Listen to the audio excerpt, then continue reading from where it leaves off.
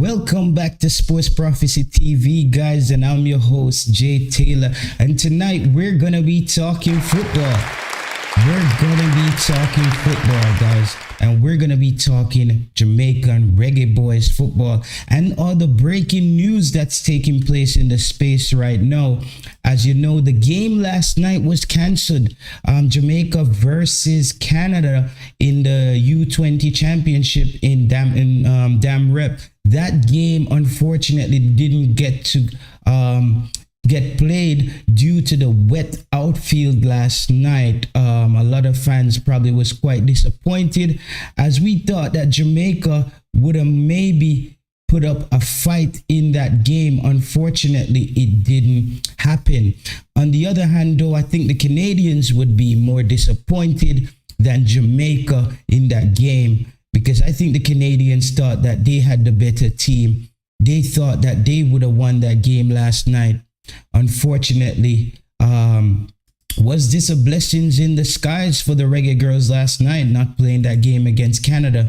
Now that Canada has to regroup again mentally for this game and come back focused against a Reggae Girls team that is yet to, they're sort of an unknown in a lot of ways for us. So that game will be coming back on, that game will be held tomorrow again. I think that game will be played tomorrow.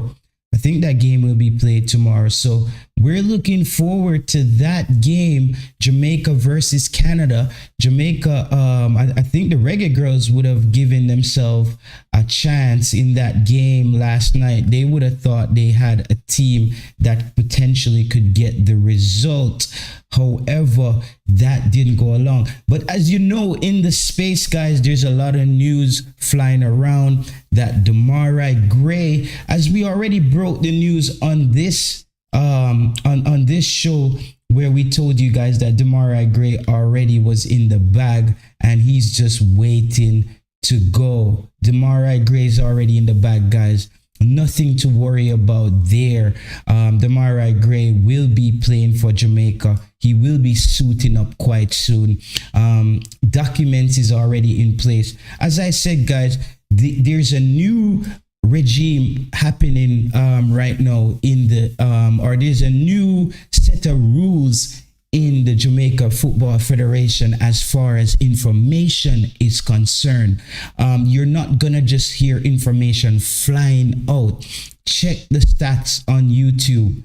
You haven't heard a lot of information coming out from the leakers. The coach has he has his hands on the pulse. He knows how to keep things under wrap. But I'm also hearing that there's another surprise player. Who might be able to play in that game against Qatar. So let's stay tuned for that one. That's going to be quite interesting. I'm just more curious about, will this player make it based on what I'm hearing? But as I told you, information now, you have to not only double check, you have to triple check. It's not a Theodore Whitmore ran team anymore where information just jumps out and you just hear things. Ames, the Discord is up and running tonight, guys. I wanted to get the WhatsApp on, but I have to get a new phone number because I can't just throw up my phone number out there. So Ames, let's jump back on. The Discord is back up and running. And if the link is in the chat, the link is pinned in the chat. Was it luck last night? Was it a blessing in disguise for the Reggae Girls last night? The fact that they didn't get to play Canada. I'm thinking that the Canadian girls probably came out super motivated. They must be quite disappointed that they have to go back to the drawing board and then come back to play a Jamaica team that it's still a bit unpredictable.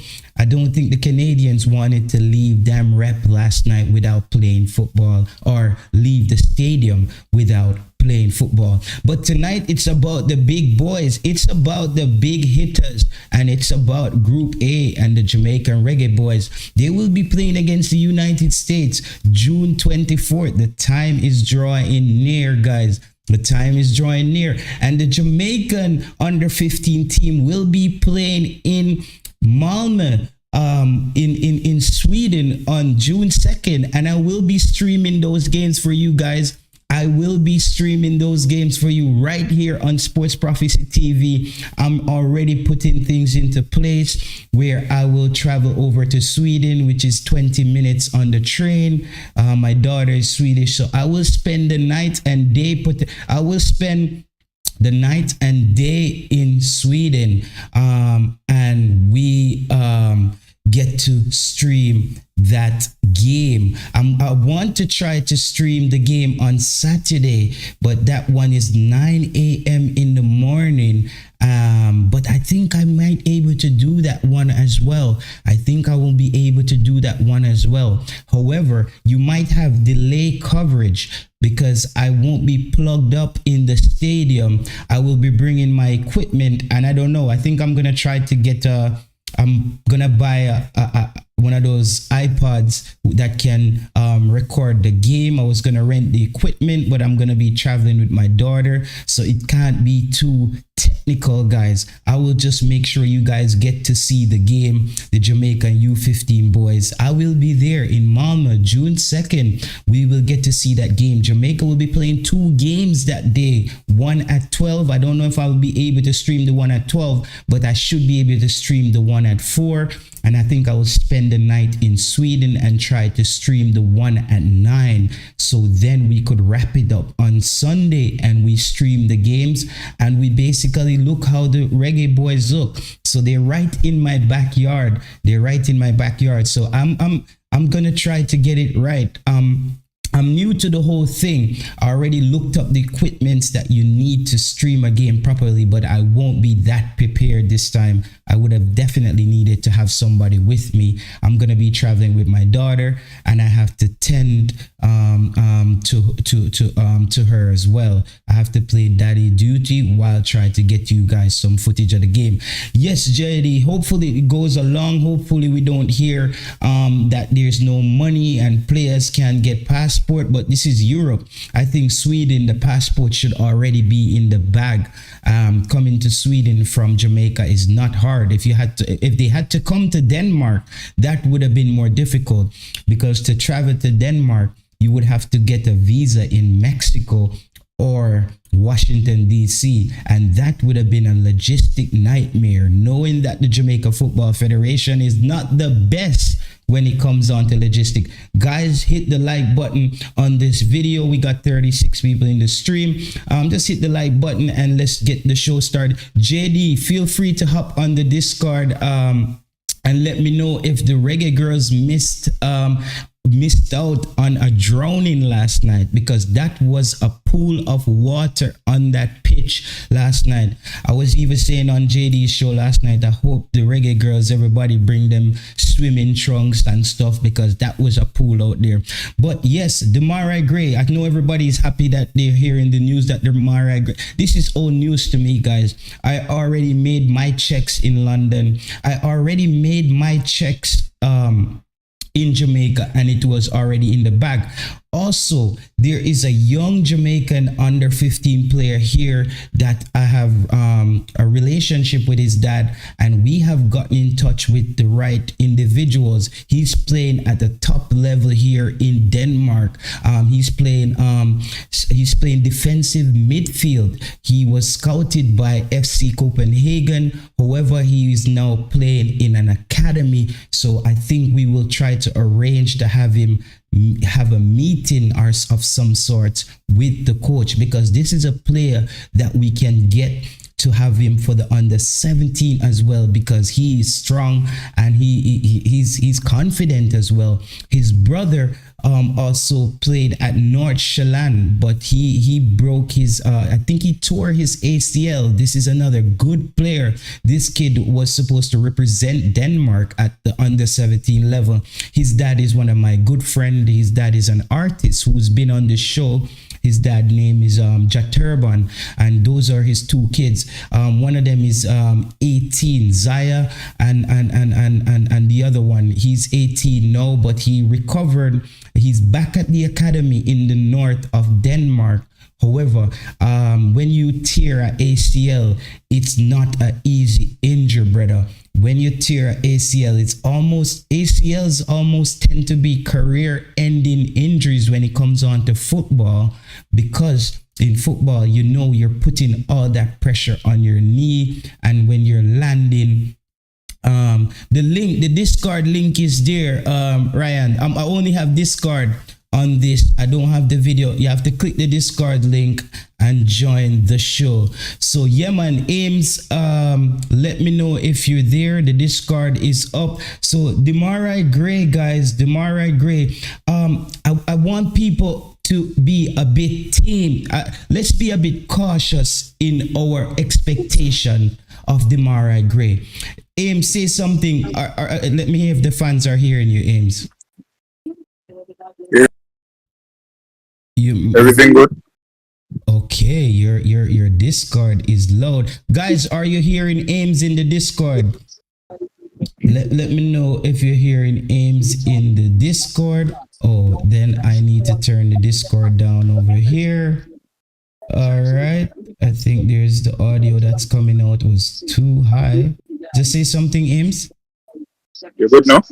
Yeah, should be. Guys, are you hearing Ames in the Discord? Let me know if you're hearing Ames coming out of the Discord, because I spent some time on making this thing work today. So please let me know if you're hearing Ames on the Discord. Yep. Cast. Let me just turn this down a bit. Soundboard. All right. All right, guys. Let me know. Somebody drop a comment in the comment section, please, guys. Let me know if you're hearing Ames in the Discord. Let me know if you're hearing Ames in the Discord. Ames, what happened last? Yes, they're hearing you, Ames. So we're up and we're ready to go. Last night, did you think the Reggae Girls escaped a potential drowning? Because that was a pool down there last night in Damrak.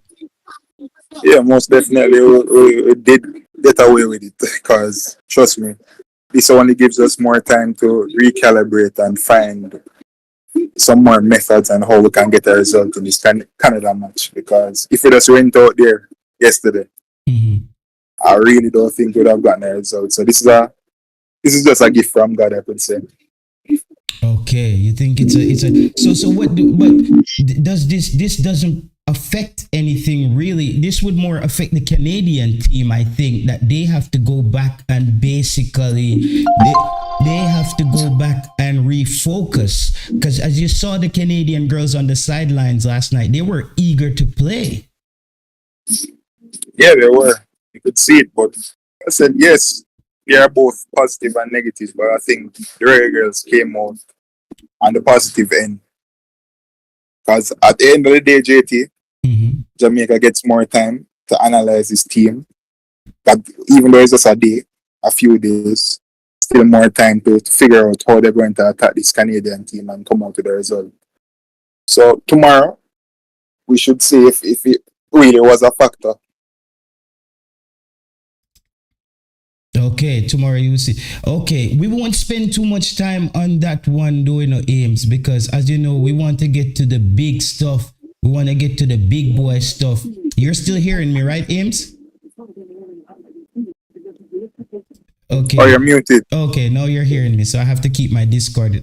So there's no feedback. Demarai Gray, Ames. What I'm saying is, I know the fans are excited that Demarai Gray is coming in. Do you think we should be a bit more cautious with our expectation? Because I do think that Concacaf has the ability to neutralize players. I said that about Mikel Antonio coming in.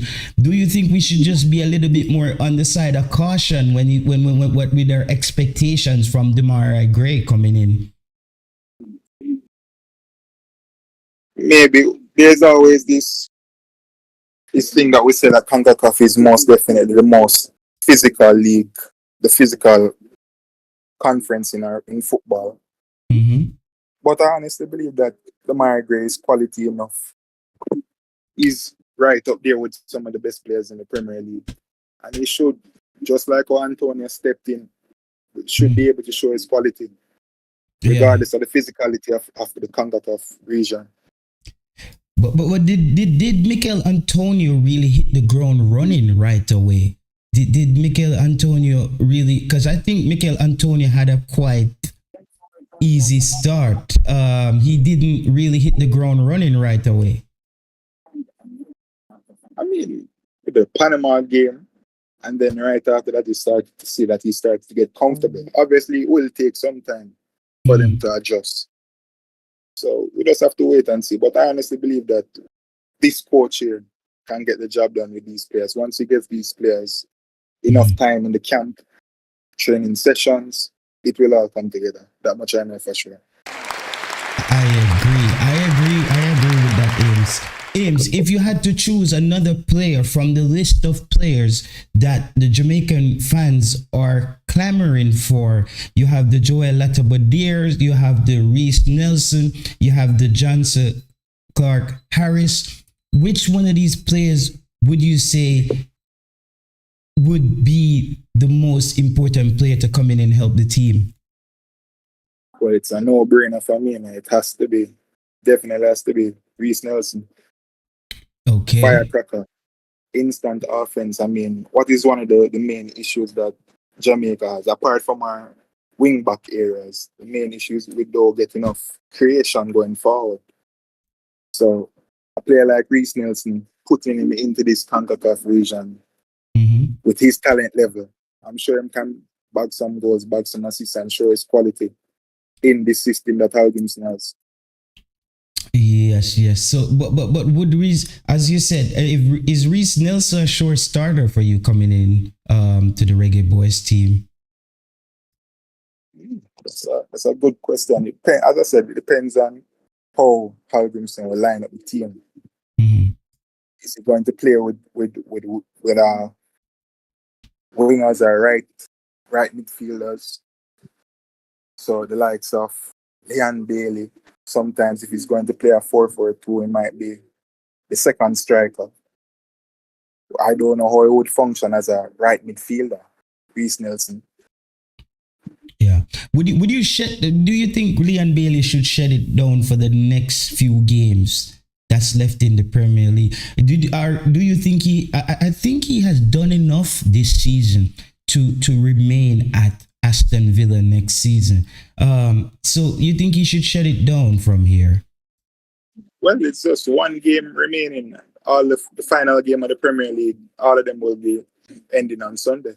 Yes, that's the thing. I know that, Ames, but we got to remember this is Leon Bailey. You know, Leon Bailey tend to, one of them hard tackle there, and you see the stretcher coming out.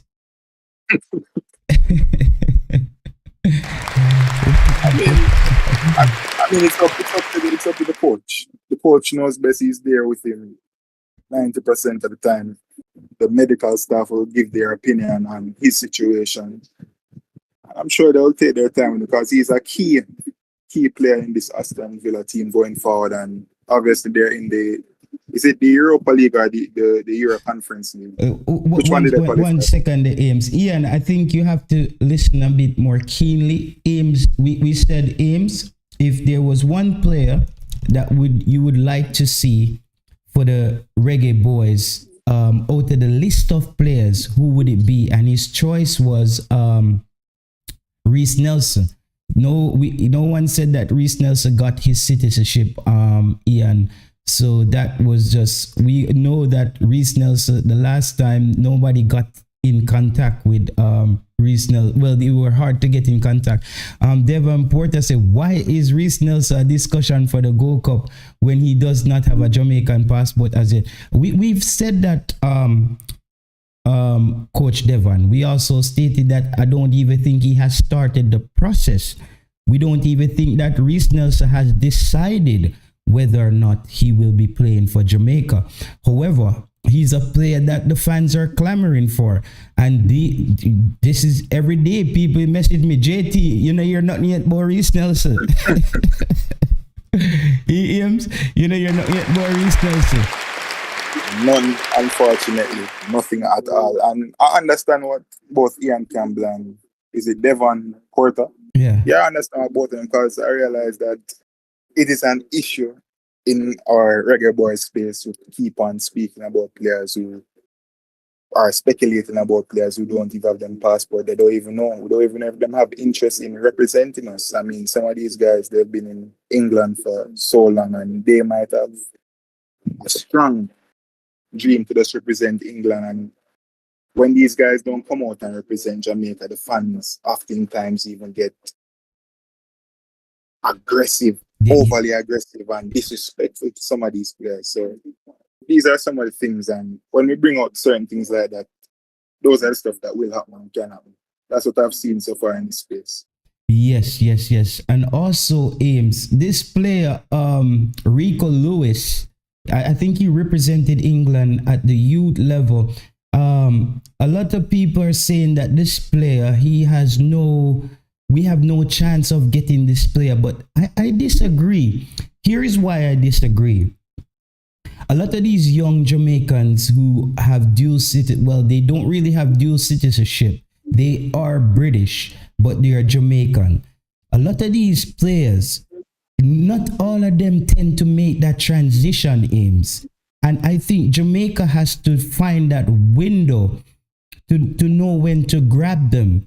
Because if you look at Rico Lewis, let's say give him 2 or 3 more years, 2 more years, and England start calling squads and he's not kicking on and he's just not starting and he's not in the plans. That's when we have to move in. And I think we also, our scouts, whoever, big up yourself, Coach Devon.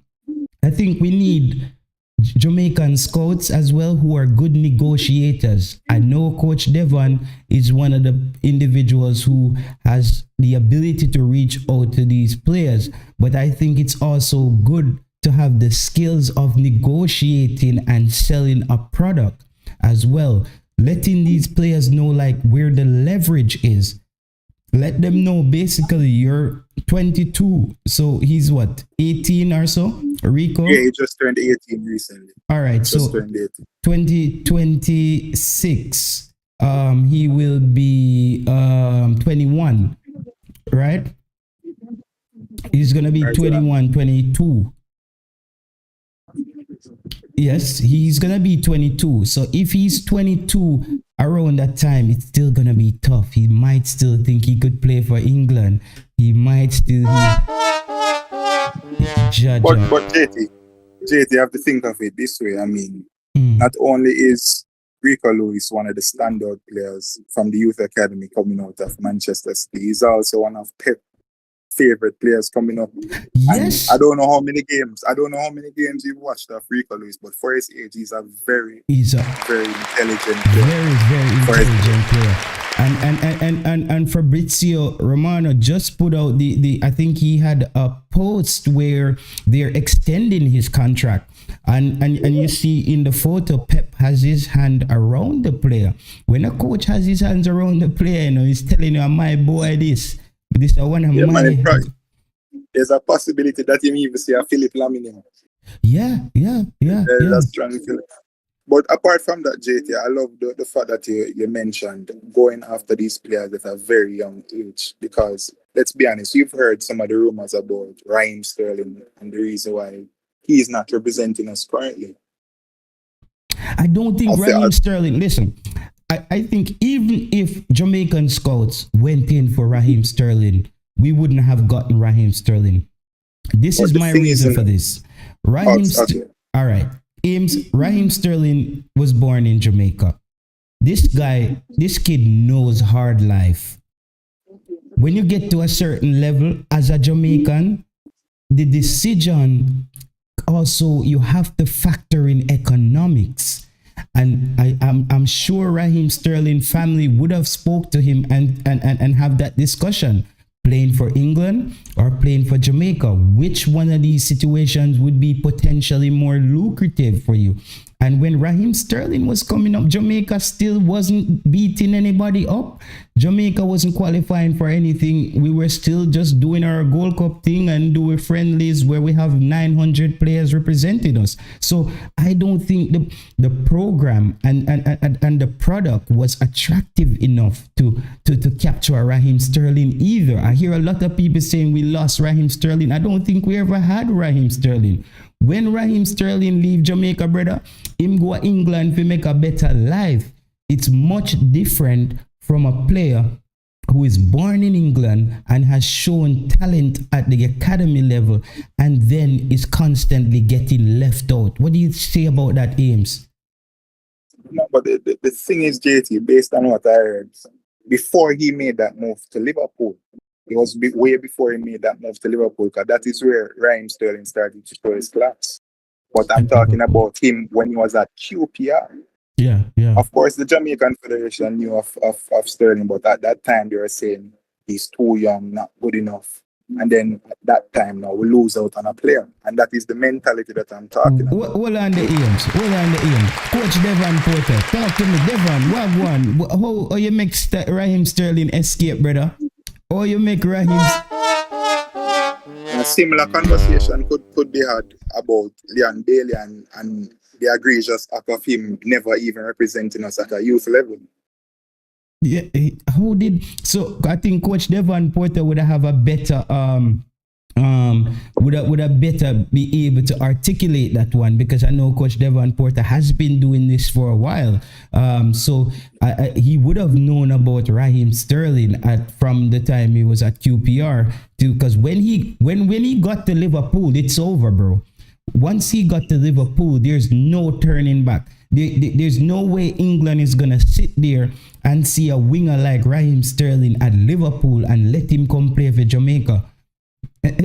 You know, so it would have been tough, guys. I think we have to be realistic, and we have big up yourself, Formula, big up yourself, Drilly, big up yourself, Devon Porter, Ian Campbell, everybody, Chris Smith in the chat, everybody in the chat. Ames, I think there's a window. There's a window there where we have to catch them, bro. There's a window there, like right now with Mason Greenwood. I know Mason Greenwood, potentially he wants to work his way back into football and get back in the good graces of the English FA. But I think there's gonna be too much pressure from the feminist movement, from the fans, and from the sponsors. I don't see a Mason Greenwood getting back into an England setup. However, it's gonna take a while for it to sink in for him. I think for a lot of these players' aims, it has to take a while to sink in, where they say, listen, it's not going to work, bro. You're not going to play for England. JT, on that similar point there with Mason Greenwood, I remember making a video about it and the beating that I got. But it seems as if majority of the Reggaeboyz supporters, they only see things one-dimensionally. They don't look at the various perspectives in the sporting arena. At the end of the day, it is entertainment, and at the end of the day, there are multiple sponsorships. Now, when I heard that we will be linked to Mason Greenwood, I was only thinking about what are the possible ramifications being linked with just that, the Adidas sponsorship. Mm-hmm. We know the connections that Adidas have. Could this be a deterrent? Could this be Adidas, even some of the Adidas officials coming to the JFF and saying, hey, this guy, we don't really like this brand that he has. Hold on, Ames. We gotta let's save those points. Guys, hit the like button on the video. We have 90 something persons on the chat right now, and we only have 30 likes on the video, guys. What time is it? It's almost midnight over here. I'm up doing a stream. I have work at 6 in the morning, and I'm here trying to do a stream, guys, and we only getting 30 likes. 70% of the people who watch my channel are not subscribed. That's something I'll have to live with. But if you're if you're watching, just hit the like button, guys. It's free. Just hit the like button. That's all we're asking you guys. 93 people on the stream, and we only have 30 likes on the video. Let's see if we can get this to 50 aims. Let's see if we can get this to 50. Let's see if we can get this to 50, guys. Come on, come on. Come on, people. We have to get this video to 50 likes, at least 50 likes. We chop up the content and we're only getting 30 likes out of 90 people on a stream. A joke thing. But sorry about that, Ames. Continue. Sorry to break a train of thought. Let me just take this comment from some of the fans here. Tevin Campbell say, I know the JFF should reach out to Rico Lewis. And Josh Shai said, I also think they rejected Ashley Young too. Who rejected Ashley Young? Josh Shai, Jay Shai. Let us know who rejected who. Is it the Jamaican Football Federation you're talking about, or the English FA? Continue, Ames. Yeah, I was only saying that what are the possible ramifications of having a Mason Greenwood in a team where we are trying to make a transition, and then the drama surrounding Mason Greenwood at this moment. Mm-hmm. And it seems as if the Reggaeboyz supporters could only see the positives of him playing. But I'm thinking about outside of football and all the attention that could draw, the negative attention that could draw. Yes. The possibility of losing multiple sponsorship deals, as you mentioned, the feminist movement and so forth. So these are all of the perspectives that we as Jamaican fans should consider. Yeah, we have to consider the social and the economic ramifications, because the feminist movement is the feminist movement is on a roll right now, guys. It's on a roll right now. And a player like Mason Greenwood, he's gonna have a tough time getting back. Ames, I promise you, it's not gonna be very easy for that player. He's gonna have to go somewhere and just play lights out. He's just gonna have to dominate so much that he's undeniable. That's the only way. Because even Manchester United right now, what are they gonna do with him? Are they gonna cut him loose this season? They have to, right? That is the only natural, as I said, that is the only natural move for them, because now we're talking about England and we're talking about the Premier League, the biggest league in the world. With that comes a lot of attention. A lot of sponsors are watching what Man U will do. Mm-hmm. And it's going to bring a lot of pressure. A lot of pressure will come with that. So they will have to make a very tough decision. Now, with that being said, JT, I also love to put myself in the shoes of others, And if I have done such an egregious act, I would want some form of forgiveness, even though it was so harsh. But that's the thing, though. We don't know. Based on we don't really even know what. You see, that's the problem now with social media. You have the social media court, Ames, and you have the real court. Social media already tried the man from the video come out. You see, that's the problem, because even if the judge came out and said nothing went down with Mason Greenwood, social media court done put down the hammer upon the player. And that's the thing that we're running into now, where before Mason Greenwood could have just made this go away. Before, in the past, they could have just put the thing under the table and make it go away with some money before the internet age. But they're not gonna let that thing slide. But right now, there is no case on the player. Actually, Mason Greenwood still has a case to play. Formula say, a female Reggaeboyz fan told me it would send a bad message to young men in Jamaica if the JFF bring Mason Greenwood to play for us. Wow, that is a strong statement. Ames. I disagree with that. Ames. We have to judge the individual of who he is and his life. We can't just say Mason Greenwood actions would send a bad message to men in Jamaica. Every man stand on his own leg. Mason Greenwood has gone through his challenges, bro. I don't agree with that, Ames. What do you think about that notion? Well, I was out for a bit, so I didn't follow up with the conversation. So Formula said a female Reggaeboyz fan told me that it would send a bad message to young men in Jamaica if JFF brings Mason Greenwood. And I'm saying I strongly disagree. I strongly disagree. That's the Mason Greenwood is an individual. Each man is responsible for his own actions. So I don't see it's. We're talking about football here. So that means that person, that fan as well, just says, okay, I already believe everything. We don't care what comes out. Then that fan, that's what I'm saying, Formula. The fan already make up their mind. Same point I'm trying to make. And that fan probably has no idea about anything that took place. Yeah, she probably just got her information the same way we got our information on social media. That's what I'm trying to say. The guy, if he's ready to play and he's in football condition, Mason Greenwood should play for Jamaica. Jamaica is also, come on, Ames.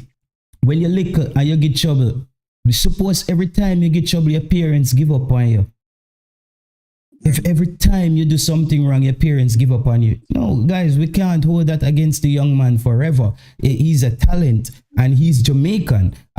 As we said, Mason Greenwood, his parents are Jamaican as well. You could have been that father in England and your son had gone through this. You would still want your son to bounce back. So I don't think we throw this young man in the dumpster.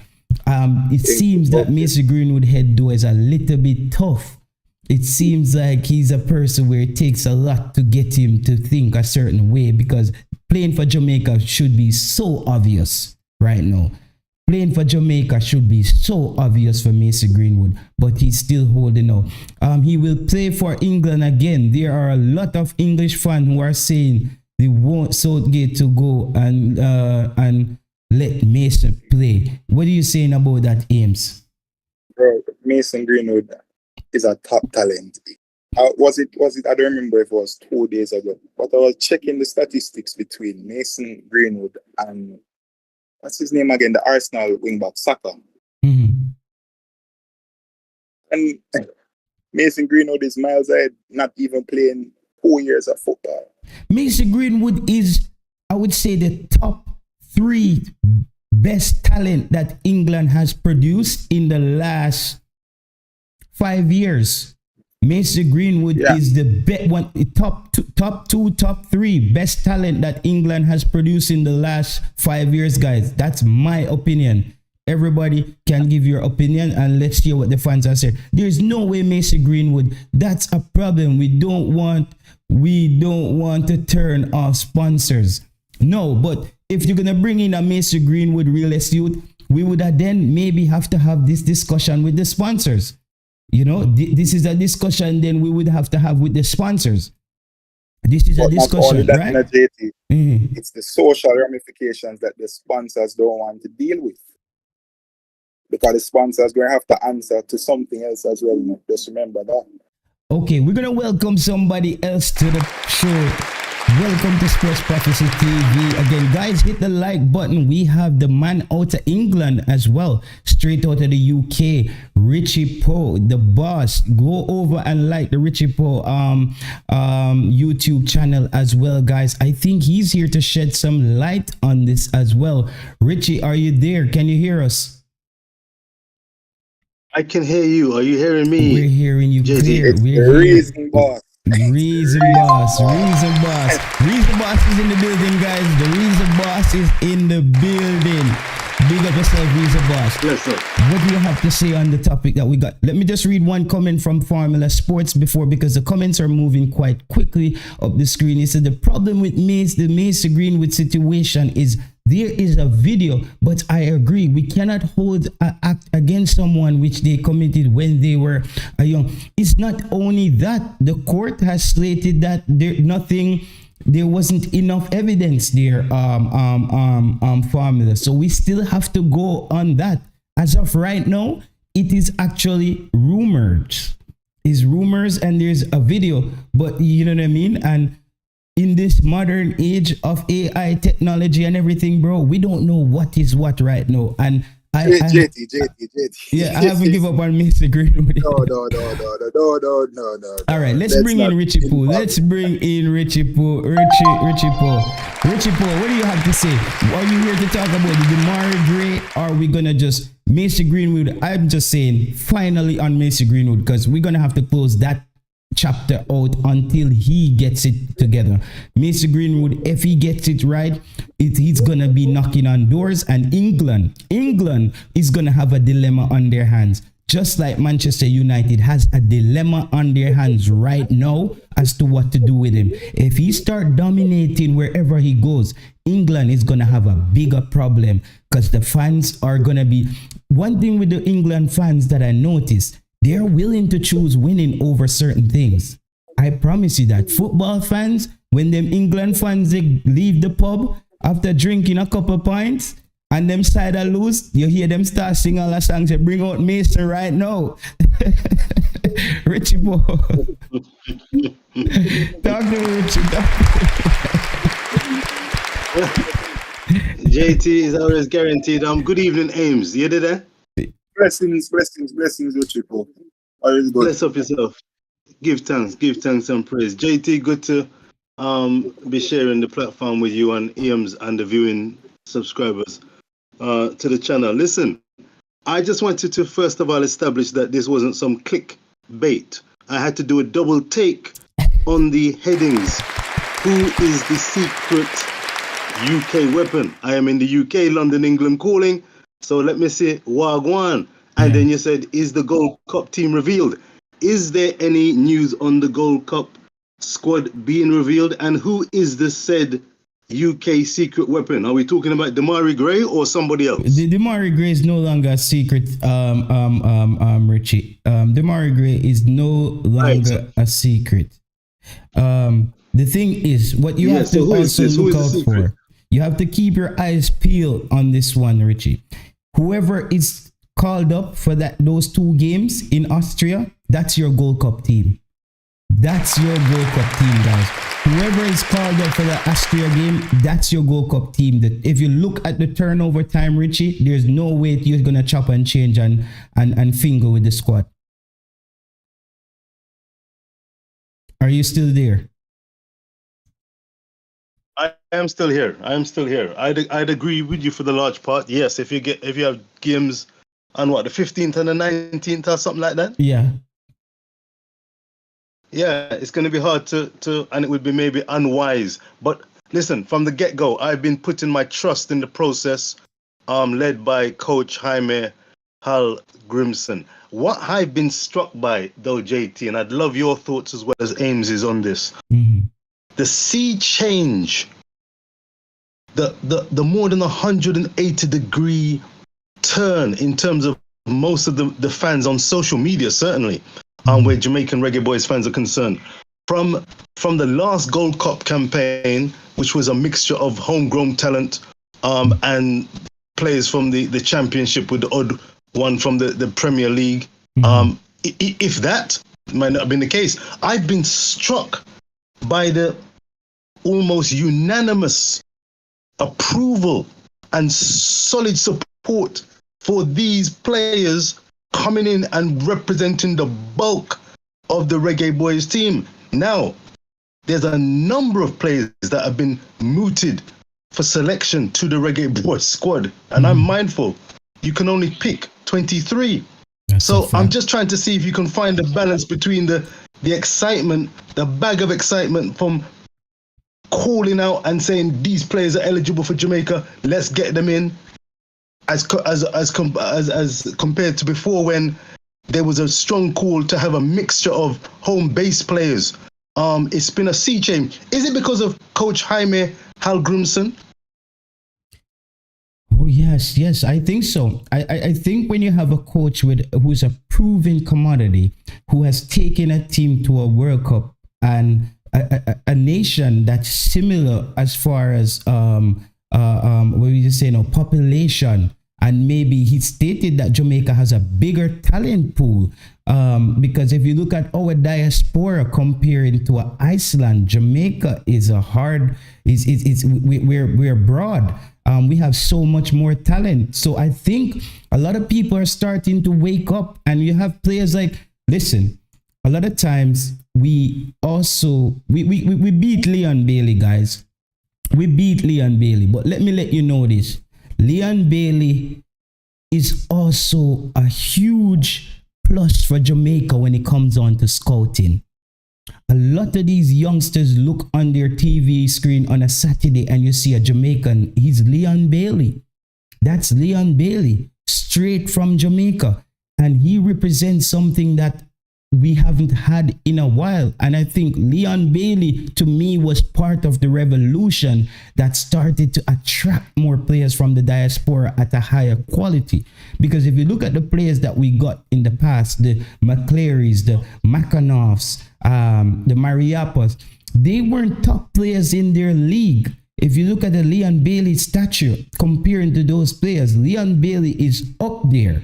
So no players, you see a Leon Bailey and Raheem Sterling hanging out.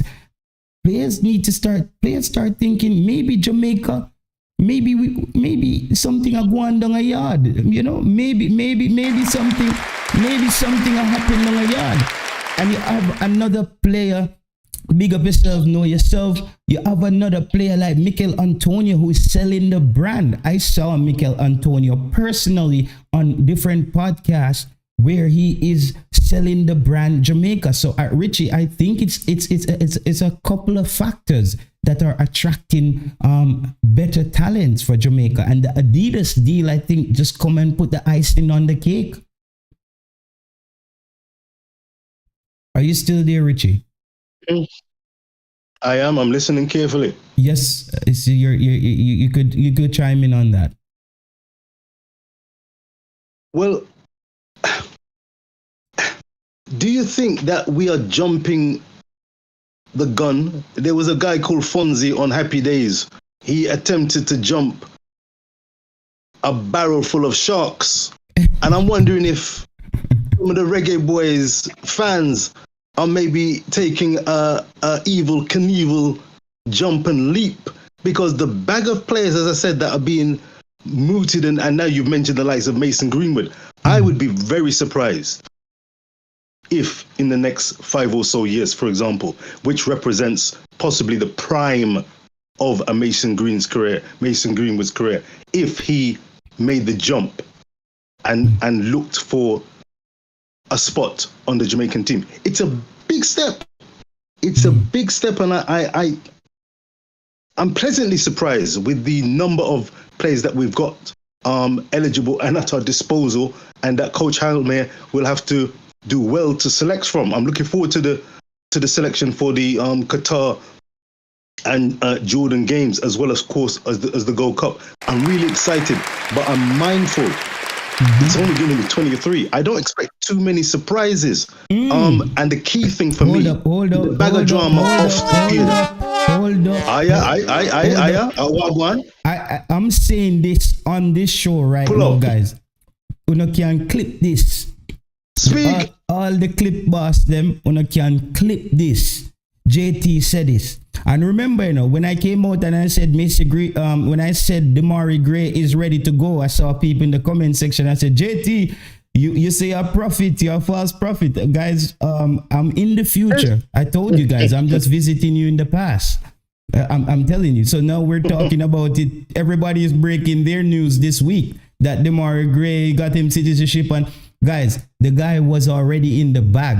As I said, there has been discussion in the JFF where information will no longer be dispersed in the similar way that it was in the past, where people just come out and tell things.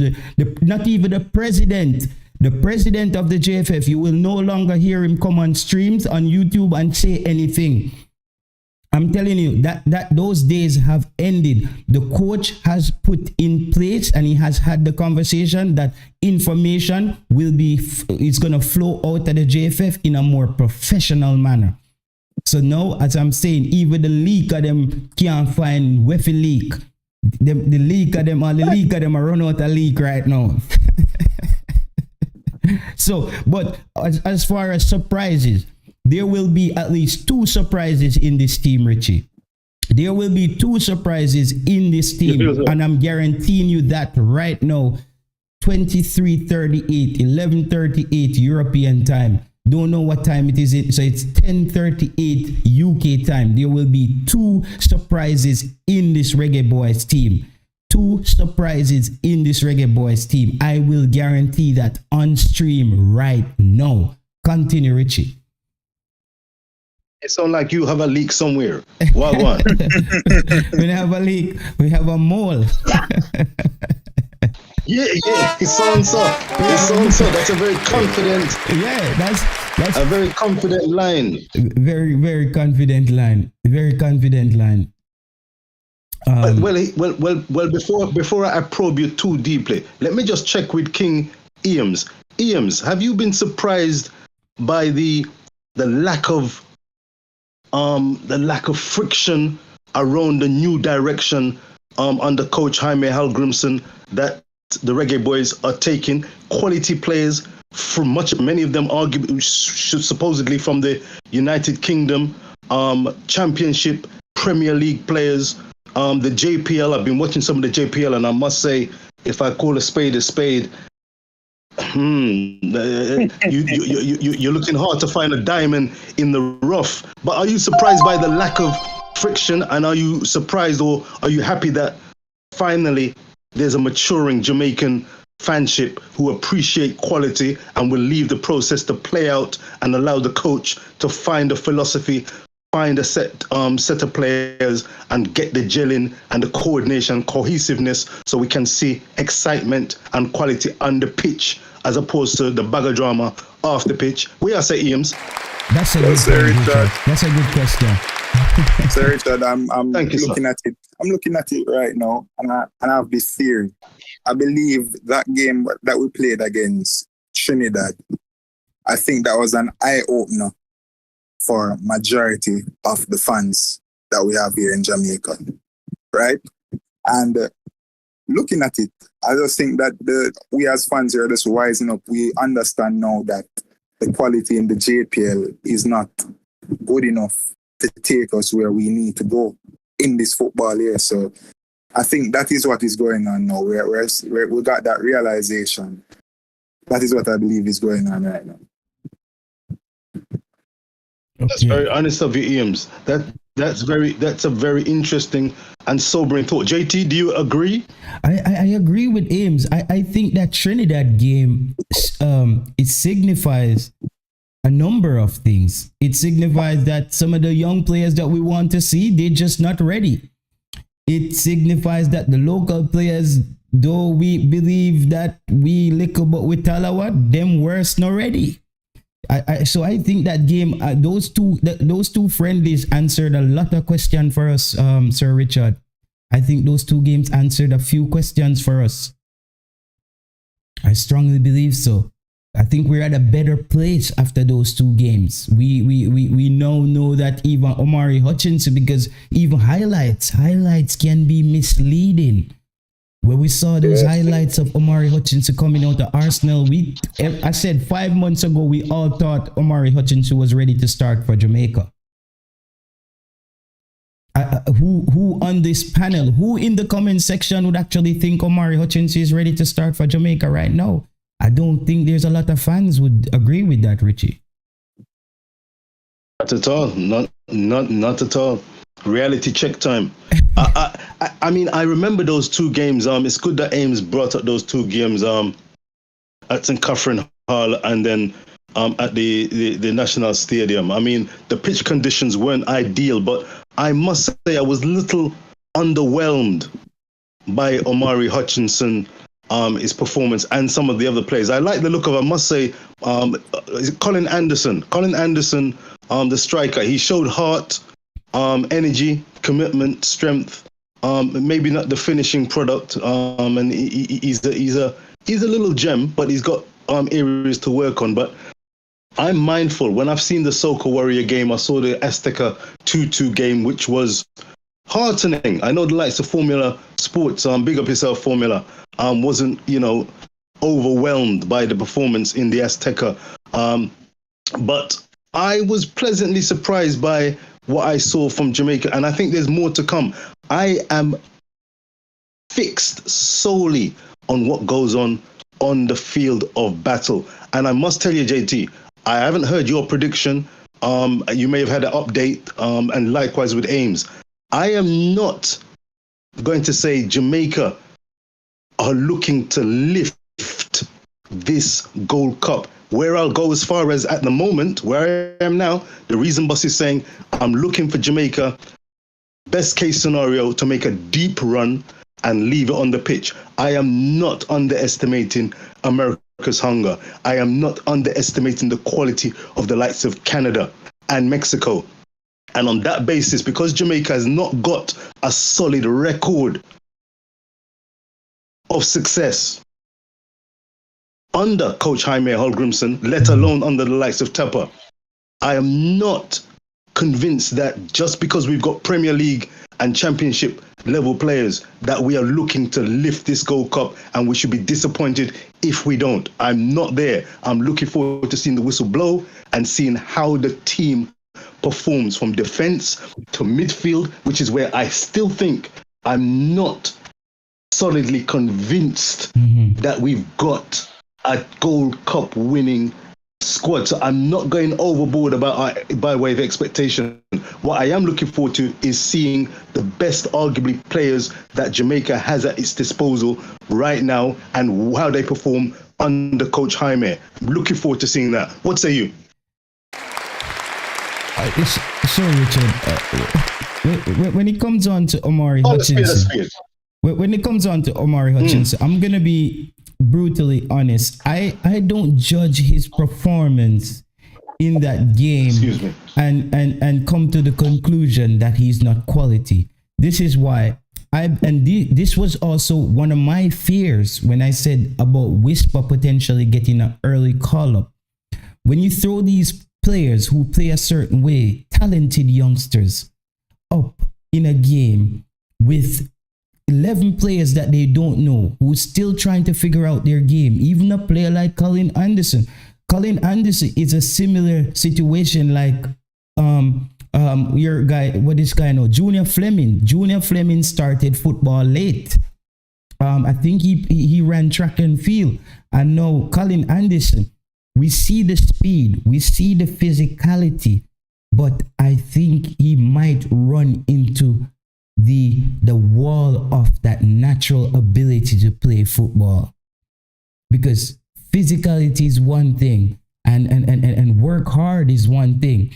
One thing I'm confident and one thing I like what this kid has done and what he has said is he seems hungry and he seems like he's ready to do what it takes to get there. And when you see a man on a mission like that, Richie, I'm not going to doubt him. I'm going to support him. When you see a man on a mission, he looks like a man who got a calling. Like him wake up one morning from a dream and say, yo, a football me fi play. Like God come in him dream. But he also has a level of humbleness to him. And I think that's what's going to be one of his strengths. I think that humbleness that he shows and the willingness to learn, I think it's going to help him to get to the next level. But I think he's going to run into some challenges like a Junior Flemings. As you see, articles has came out this week that stated that Junior Flemings is just not up to the level. Junior Flemings went out there and made a post, I think on Twitter or on Instagram, where he made one pass and a player missed a goal, and Junior Fleming act like he made the best pass in a football and the man missed the goal. So now they are making fun of him. They're saying he's just not cut from that cloth. And you see, guys, I want you to go back to Ryan LFC channel. When I just came on and I spoke about Junior Fleming, I said, I love the player. I love his work rate, but he has a great skill. And that skill is he does the wrong thing at the right time. Junior Fleming is very good at doing the wrong thing at the right time. When it's time to pass the football, him hold on to it. When it's time to hold on to the football, he passes the football. So Lamar Walker, we have to come up, Richie. We need to come up with a name for that effect, because it seems like that's something that's affecting our local players. doing the wrong thing at the right time. Lamar Walker, the right back from Waterhouse, the left back from Waterhouse, him just look like him just like born a big head spliff and say me what they gonna do beer madness. Beer madness. The guy, the Thomas. I see that young man pass the ball at least 5 times in a game where there was nobody from his team in the vicinity of the football. JT Tech time, beg your Tech time. I'm sure Formula Sports put the spotlight on this brother and said that Thomas is one of the better footballers defensively. My lord. Formula Sport, I don't think Formula Sport would put his career on the line to come on here and defend Thomas. I don't think Formula Sport can defend Thomas. Thomas is, listen, I think Thomas and Javane Brown, they have to be on a new team. They have to be on a new team, brother. And that team is called Headless Chickens FC. Because that's all I see out there when I see those two players. They play for Jamaica. I love them. I respect what they have accomplished. But Richard, if you're playing for a team and you're passing the ball at least 5 or 6 times in the facility where there's nobody there, nobody from your team, what do you think causes Hold on. Eames? Hold on, JT. I can't be on the program and allow you to call Javane Brown name in the same realm of Thomas. Wait, I think that's a Formula said, by the way, to check the fact check, Formula said, I never said that exactly. I think we as fans, especially when it comes to Javane Brown, we're overly disrespectful to this guy here. He has a lot of potential, but needs to work on a few things about his game. But Ames, when you say work on Ames, how many years do you think a player need to work on passing the ball in the vicinity of your teammates? Yeah? But here's the point I'm trying to make. We've seen the best of Javane Brown and we've seen the worst of Javane Brown. And the mere fact that we've seen the best, if we can put him in the right environment around class players, around this coach here, we know that this coach here, he knows how to talk to these players and get the best out of them. Ames, hold on. I'm going to let you continue. So really suit. Good comment, really suit. Good comment. And you know what? JT can take criticism. And I'm just gonna give you where I'm coming from based on, so we have to put some spice to the thing too. But I want these players to know the reason why me beating up on the show, brother. Obviously had some level of potential why actually got called up for Jamaica. No, the harness is on them to take this criticism and get better. Is a message really youth? That's what I want them to do. This is YouTube. YouTube is the wild west of media. This is the Jesse James, the gunslinging, flip all a cup and shoot off a man's head. That's YouTube, brother. That's the kind of media here. This is not where you're gonna hear when you listen to TVJ News or you tune into Sportsmax. This is not it, bro. Correct. Politically correct. No, this is not the PC media, brother. Here is where we talk to the players them like me and you. They want place and we talk and we they want shop and we say no good, but we know step on a good day the player has the potential. He's the one now who needs to take our criticism and say, watch me, I go do it. Next time JT let him see me, he have to go say, yo, big up baller, because me not afraid to say that. But there hasn't been one player when me beat on YouTube who has redeemed themselves as yet. Lamar Walker has yet to do the right thing at the right time. Junior Flemings has yet to do that, Ames. While they're on that, JT, I love that he brought that up.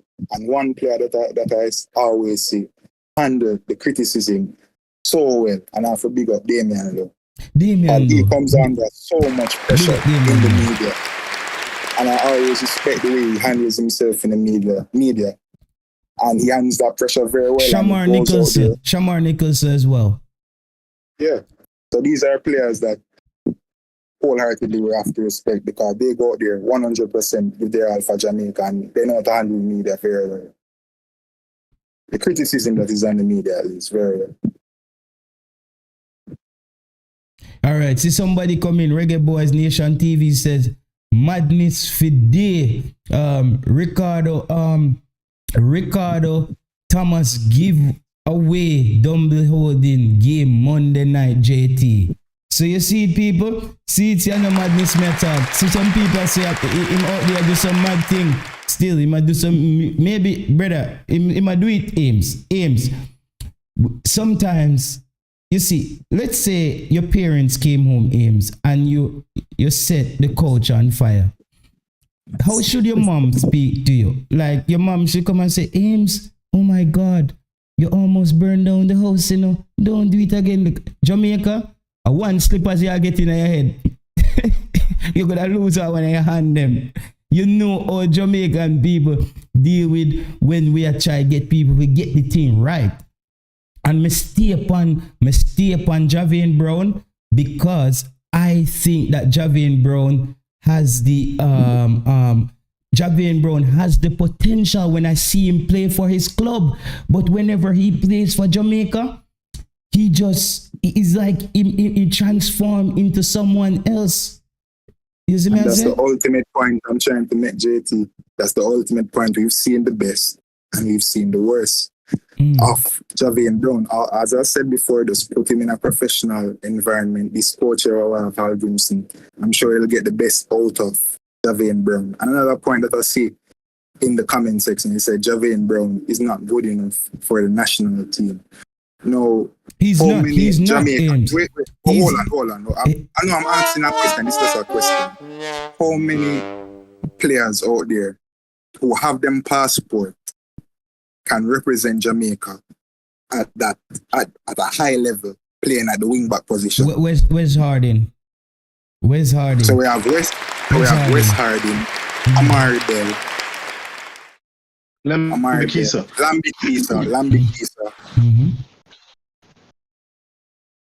Even the King Tyrone Mings from Cavaliers. Even Tyrone Mings from Cavaliers is a better player to me right now who's always reading the game well. Better than I think that Javian Brown has an issue reading the games. I don't know. Yeah. Go ahead. I'm just putting it out there. Some things to think about because obviously he has the international experience. And obviously those see the coach calling up somebody who don't have that experience. And he's not going to call anybody that is unfamiliar to the team at this moment right now where the competition, where the Gold Cup competition is so close. So that is all of the things I'm thinking about right now. Yeah. So whoever we call up who is actually better than Javian Brown, he would have to fit into the system seamlessly and immediately, you get me?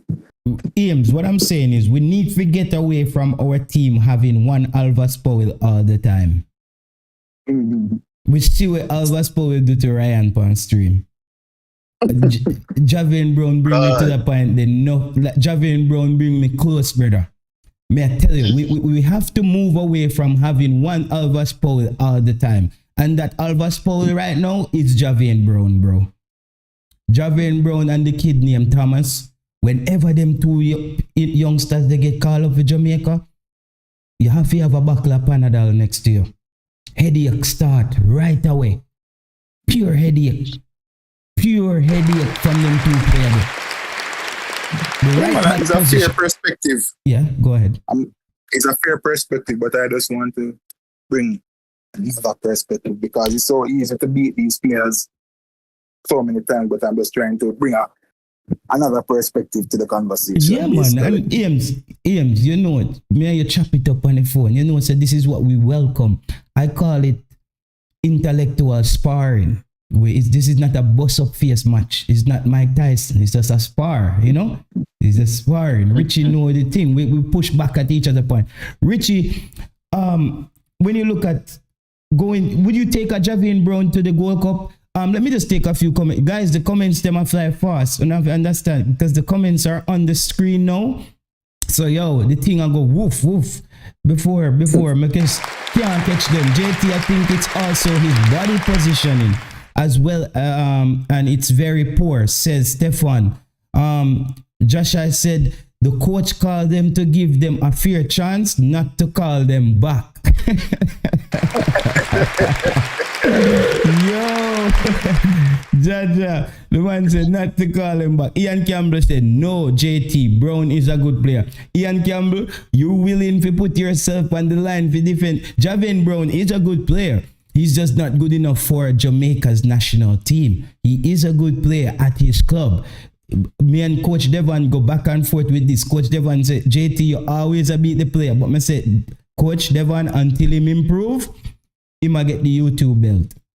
Until he improve, the YouTube belt is his permanently until he improves. Would you take Javin Brown to the World Cup, Sir Richard?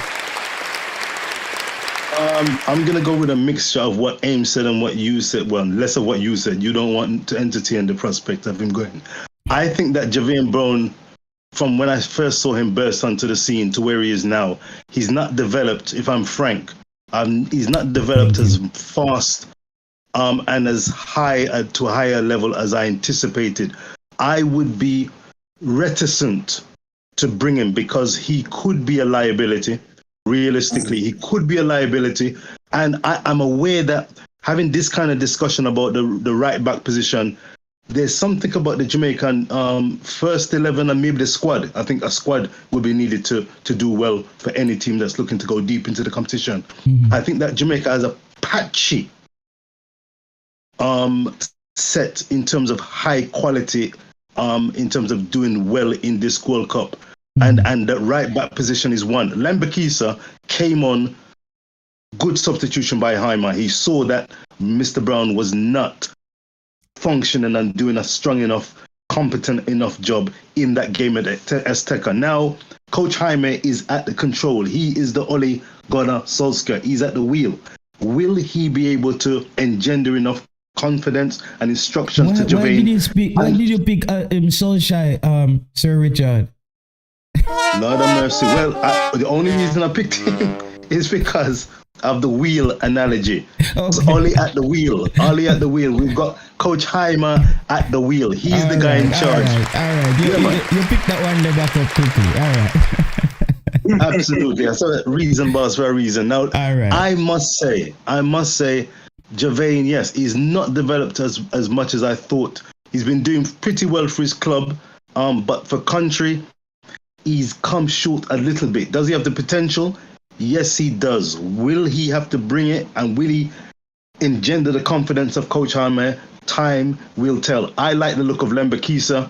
Wes Harding is another one who could fill in that place there. I don't want Jamaica to be carrying passengers, and I don't think Javin himself wants to be a passenger. I'm hoping that he's a confident player, and if he knows and believes in himself, that he knows where he was going wrong, whether it's body position, reading of the game, and he can stamp out those shortcomings and bring a game that can say, yes, in Javin we trust, then bring him along.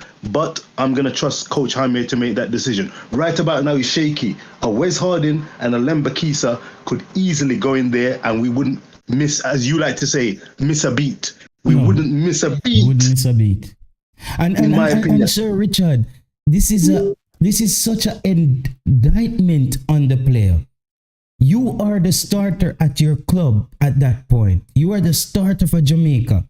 And for the coach to substitute you in the middle of a game for an unproven player, that tells me how bad you're playing. That's just a fact of the reality.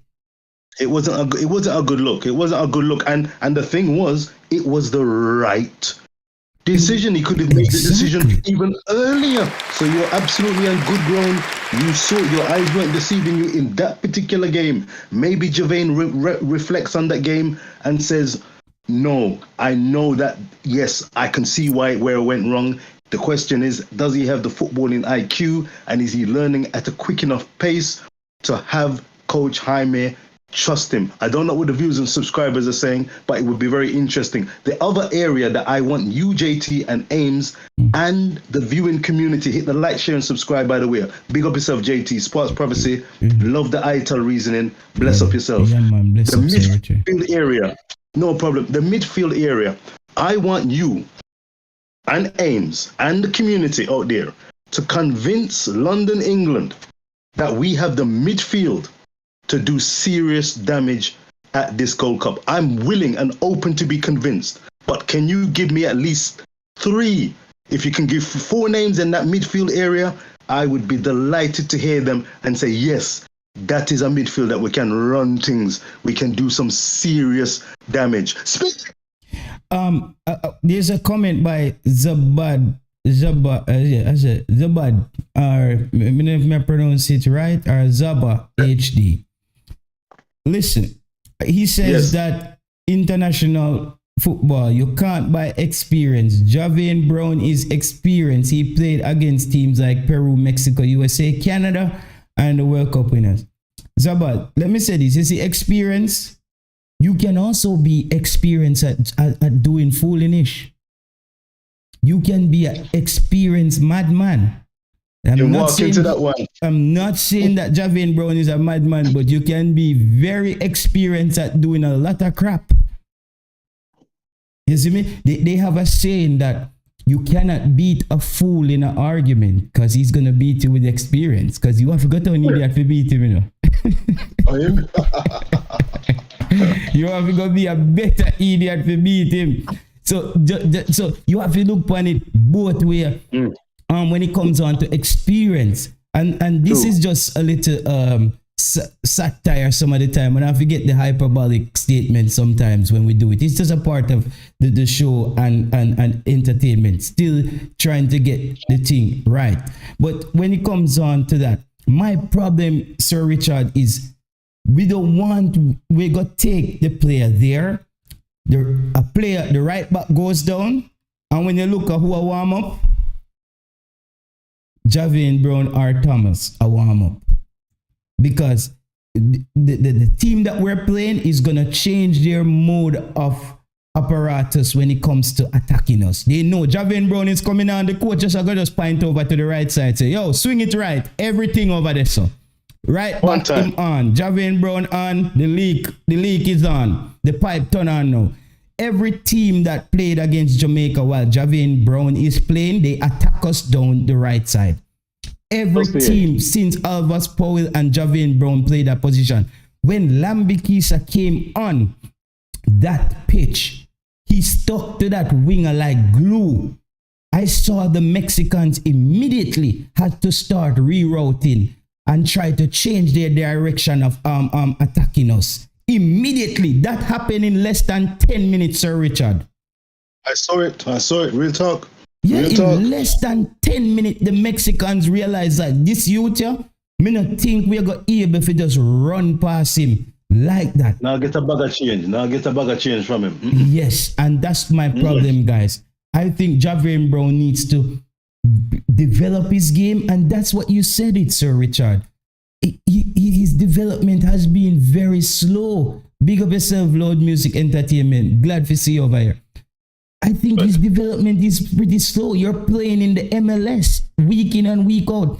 Sir Richard, if you're a player, I wonder how Javian Brown feels when he watched back the tapes of the Jamaican games. If it was you, wouldn't you go back into training and say, I need to work on my positioning? I need to work on he seems like he comes back doing the same thing over and over. And it's interesting, because he's a well-spoken young man. I was impressed with the few interviews during his initial debut and early showings for Jamaica. I loved how the young man spoke, aware of his game, humble, willing to work hard, committed. I liked it, but as I said, the progression on the field, the actions, it's been a little bit underwhelming, I must say, but we'll see what the future holds. Coach Jaime, I'm sure he's been keeping close and keen notes on everyone he's looking at to make this 23, because I'm sure Coach Jaime is looking to make a distinct impression. I know you were looking for Coach Jaime JT. I was looking for and you coach. had good reason to. I was looking for Coach Amir. Yeah, man, it looks like he was doing some real due diligence somewhere. I'm glad that he's still at the helm.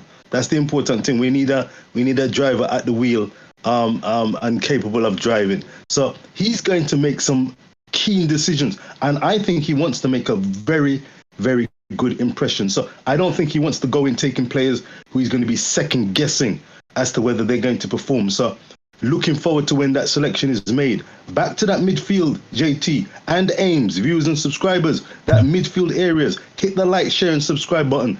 Real reasoning going in right here on Sports Prophecy. 4 men, at least, that you can tell me these 4 men show us that Jamaica are set. The engine room, the attacking quarter, the defensive quarter is locked and docked in that midfield area. Yes, so we have a dilemma there. And I want to say this, Sir Richard, before I get into your point.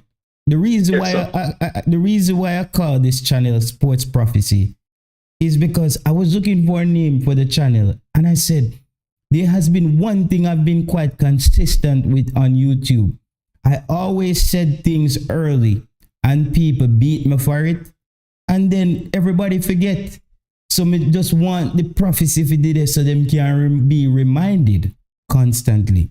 When I came in on the first time on YouTube, on Ryan's show, I said Tappa has to go. Tappa is a walking headache. He's gonna give us headache. Tappa is working for the Bellevue department. He's gonna send me up there. And Tappa did exactly that. I said Alvas Powell, he is, when I saw him went down in that Gold Cup game, and him patch up back him foot and tie up back him foot, and him still come back out there and him drop down again. Me see them bring him. Me say, guys, we have to cut the player loose now. We have to cut Alvas Powell. We keep bringing him back, we lose the Mexico game. Him come on. I kept saying, harping the same thing. Lamar Walker doing the wrong thing at the right time.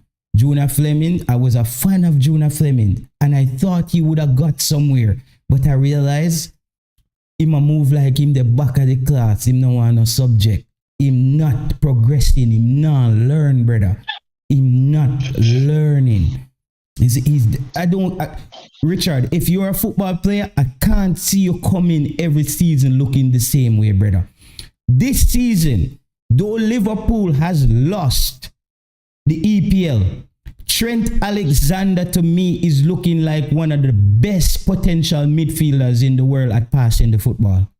I've never seen in the modern game outside of De Bruyne, Trent Alexander is becoming one of the most accurate passers of the football.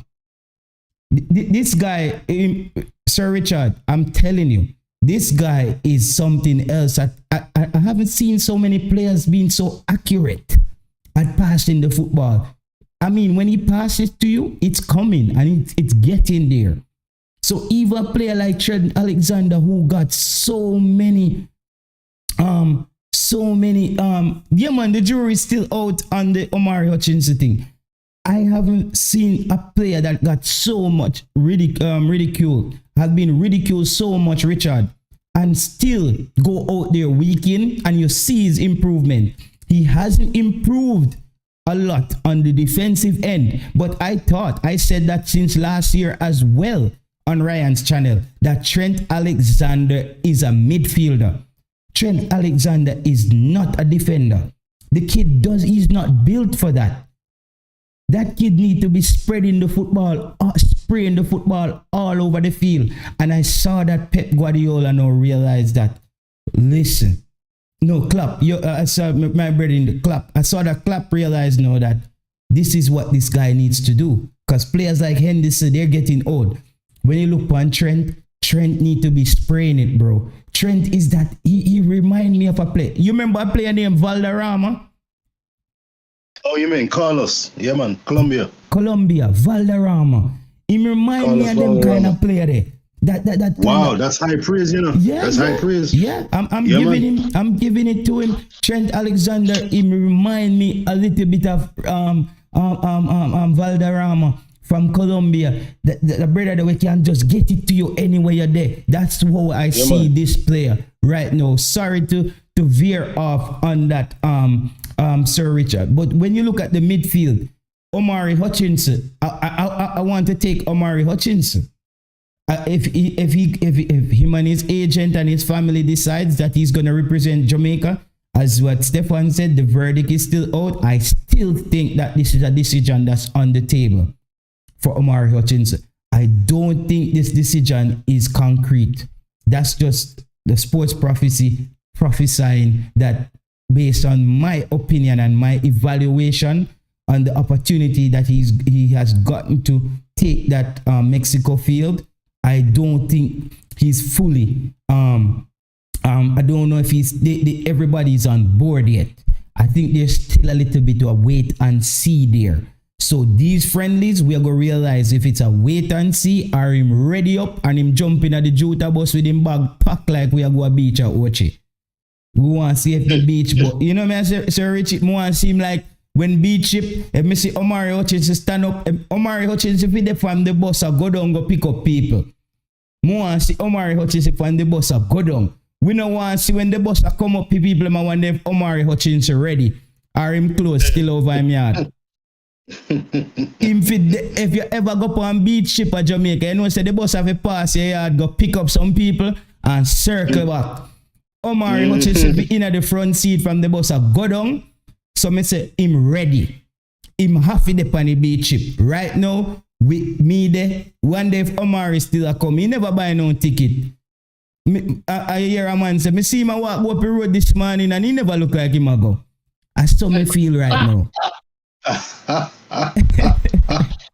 You're painting some pictures, it's sweet, man. You're painting some pictures, JT. Yeah, man. I see it, man. You know the things that, man, when I go to beach at Jamaica, man, I say, yo, where Omar there? Me see him walk up the road this morning and him not say nothing about beach trip. Him just see me and bag him and say, like, him a go check somebody up the road. No, we want to see him on the bus go down. When we see him on the bus go down, we say, yeah, Omar, ready? So that more see that now. Then we can come up on Sport Prophecy and say, guys, yeah, we get it wrong. Omari Hutchinson, him ready up. But right now, I feel like they're contemplating, guys. I feel like there's still a little bit of contemplating happening with Omari Hutchinson. And I don't think it's just Omari Hutchinson. I think it's his family, his handlers, and his the whole unit around him. I don't know if there's a whole wait and see in the mix there. So I would want to take Omari Hutchinson, Sir Richard, in the middle. Ravel Morrison, Omari Hutchinson, Daniel Johnson. No, and Jonathan Russell. The problem is no. We need another player in that middle at the park. And Kevin Lambert, here is where the problem comes now. The coach is actually going to take Kevin Lambert and Jonathan Russell, if that's what he's going with.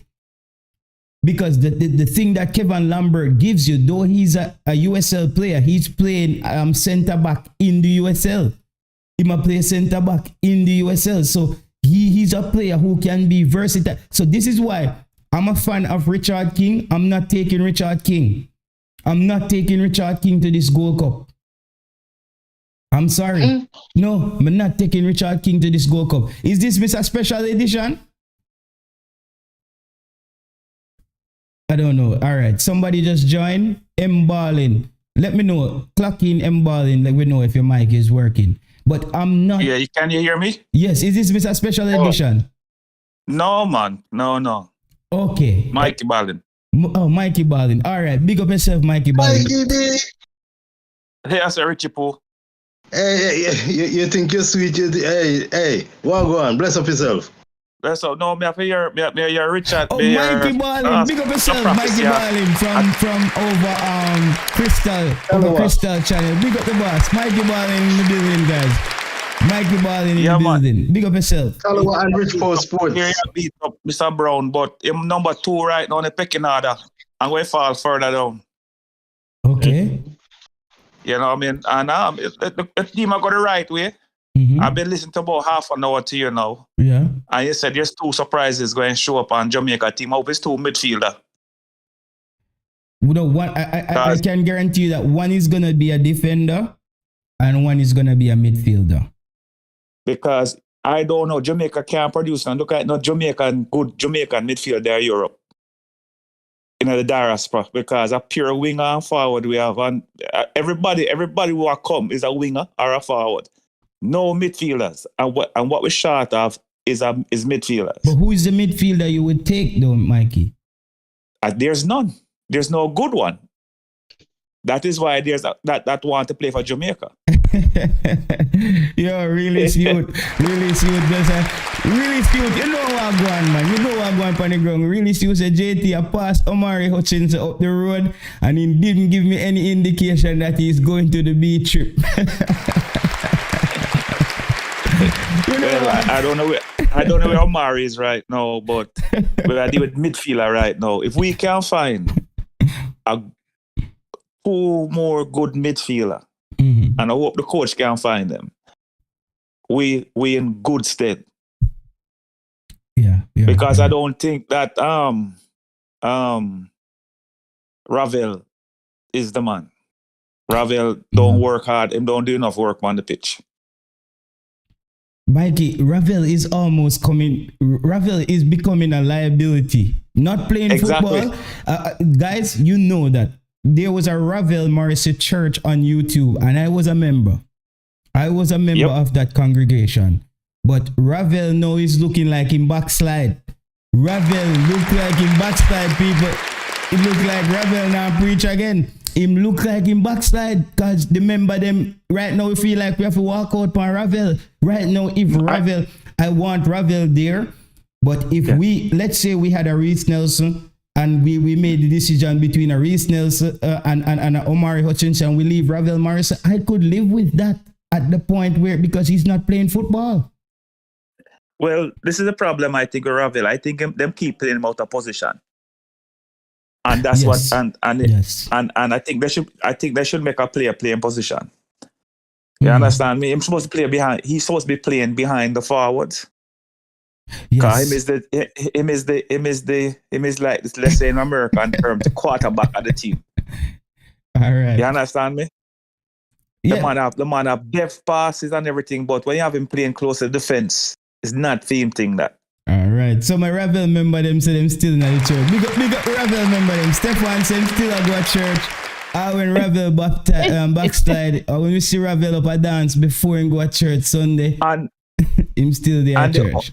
And the only reason why I say Ravel look like him on his way out, because they keep playing him out of position, he's going to be on his way out. Because you remember, if you not play your position, you don't look good. So people will start crying for your head. Mikey Baldwin, I wanted to ask the coach. This was one of my mission. The next time, if I can get into one of these press conferences, I only want to ask the coach one question. Coach, when are you going to actually play the position that Ravel Morrison has shown the most potential? Exactly. Which is attacking midfielder. And yes. And that's what Jamaica is missing as well. We're missing that final pass. And that's what Ravel does. This is where the coach is missing the beat on this one. The new kid what them get from what name Russell? Yeah, Jonathan Russell. Right. No, we see that the Mexico game. If they didn't make Jonathan play the CDM and make Ravel play the attacking midfield, I know that game. We win that game. Of course, we win the game. We win the game. Yeah, man. But yeah, Ravel play holding midfield. Ravel job that. Ravel is like Ravel don't want to hold in midfield. Ravel want to distribute. He's a distributor. You see, Ravel play like how Whitmore they play when I play a World Cup. Whitmore not really tackling. No. Whitmore is a distributor. He's a creative. You understand me? And that's the position Ravel should play. The same position Whitmore was playing back in the 90s. And that's a Ravel for play. You can't have him play where what name again? Cargill play. No, that's not a Ravel position. No. Cargill did that number 7, right? Right, yes. Yeah. So, and Cargill play in front of the defense. That is not Ravel. You're playing Ravel. So therefore, you're losing your offensive punch when you put him back there. So. Yeah. And Ravel didn't, and Ravel not playing football, Mikey.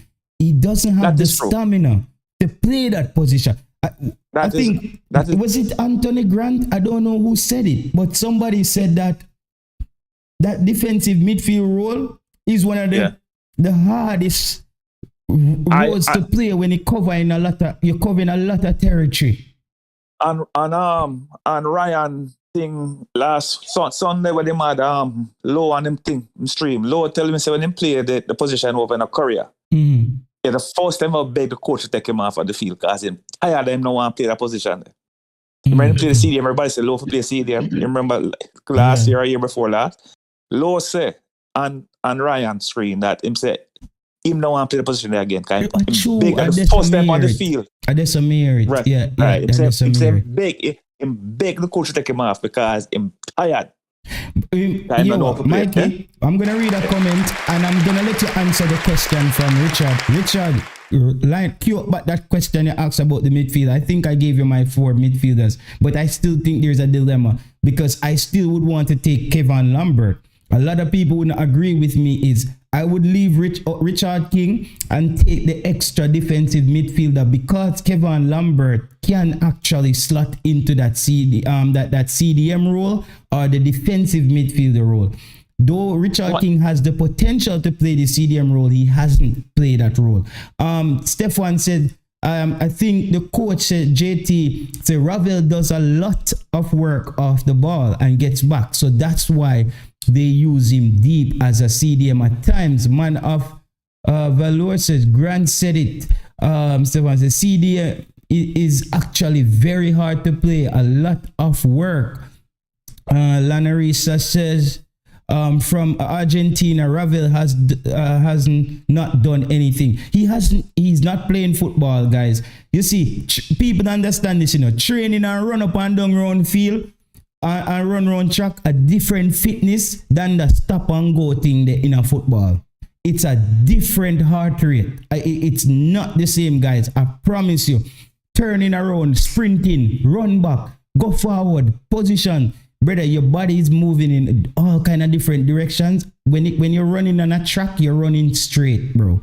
You're just running straight. It's a different thing. And next thing I want to say is that for us as Jamaicans must stop calling people name who don't have a Jamaican passport. Yes. Or we don't know if I'm Jamaican.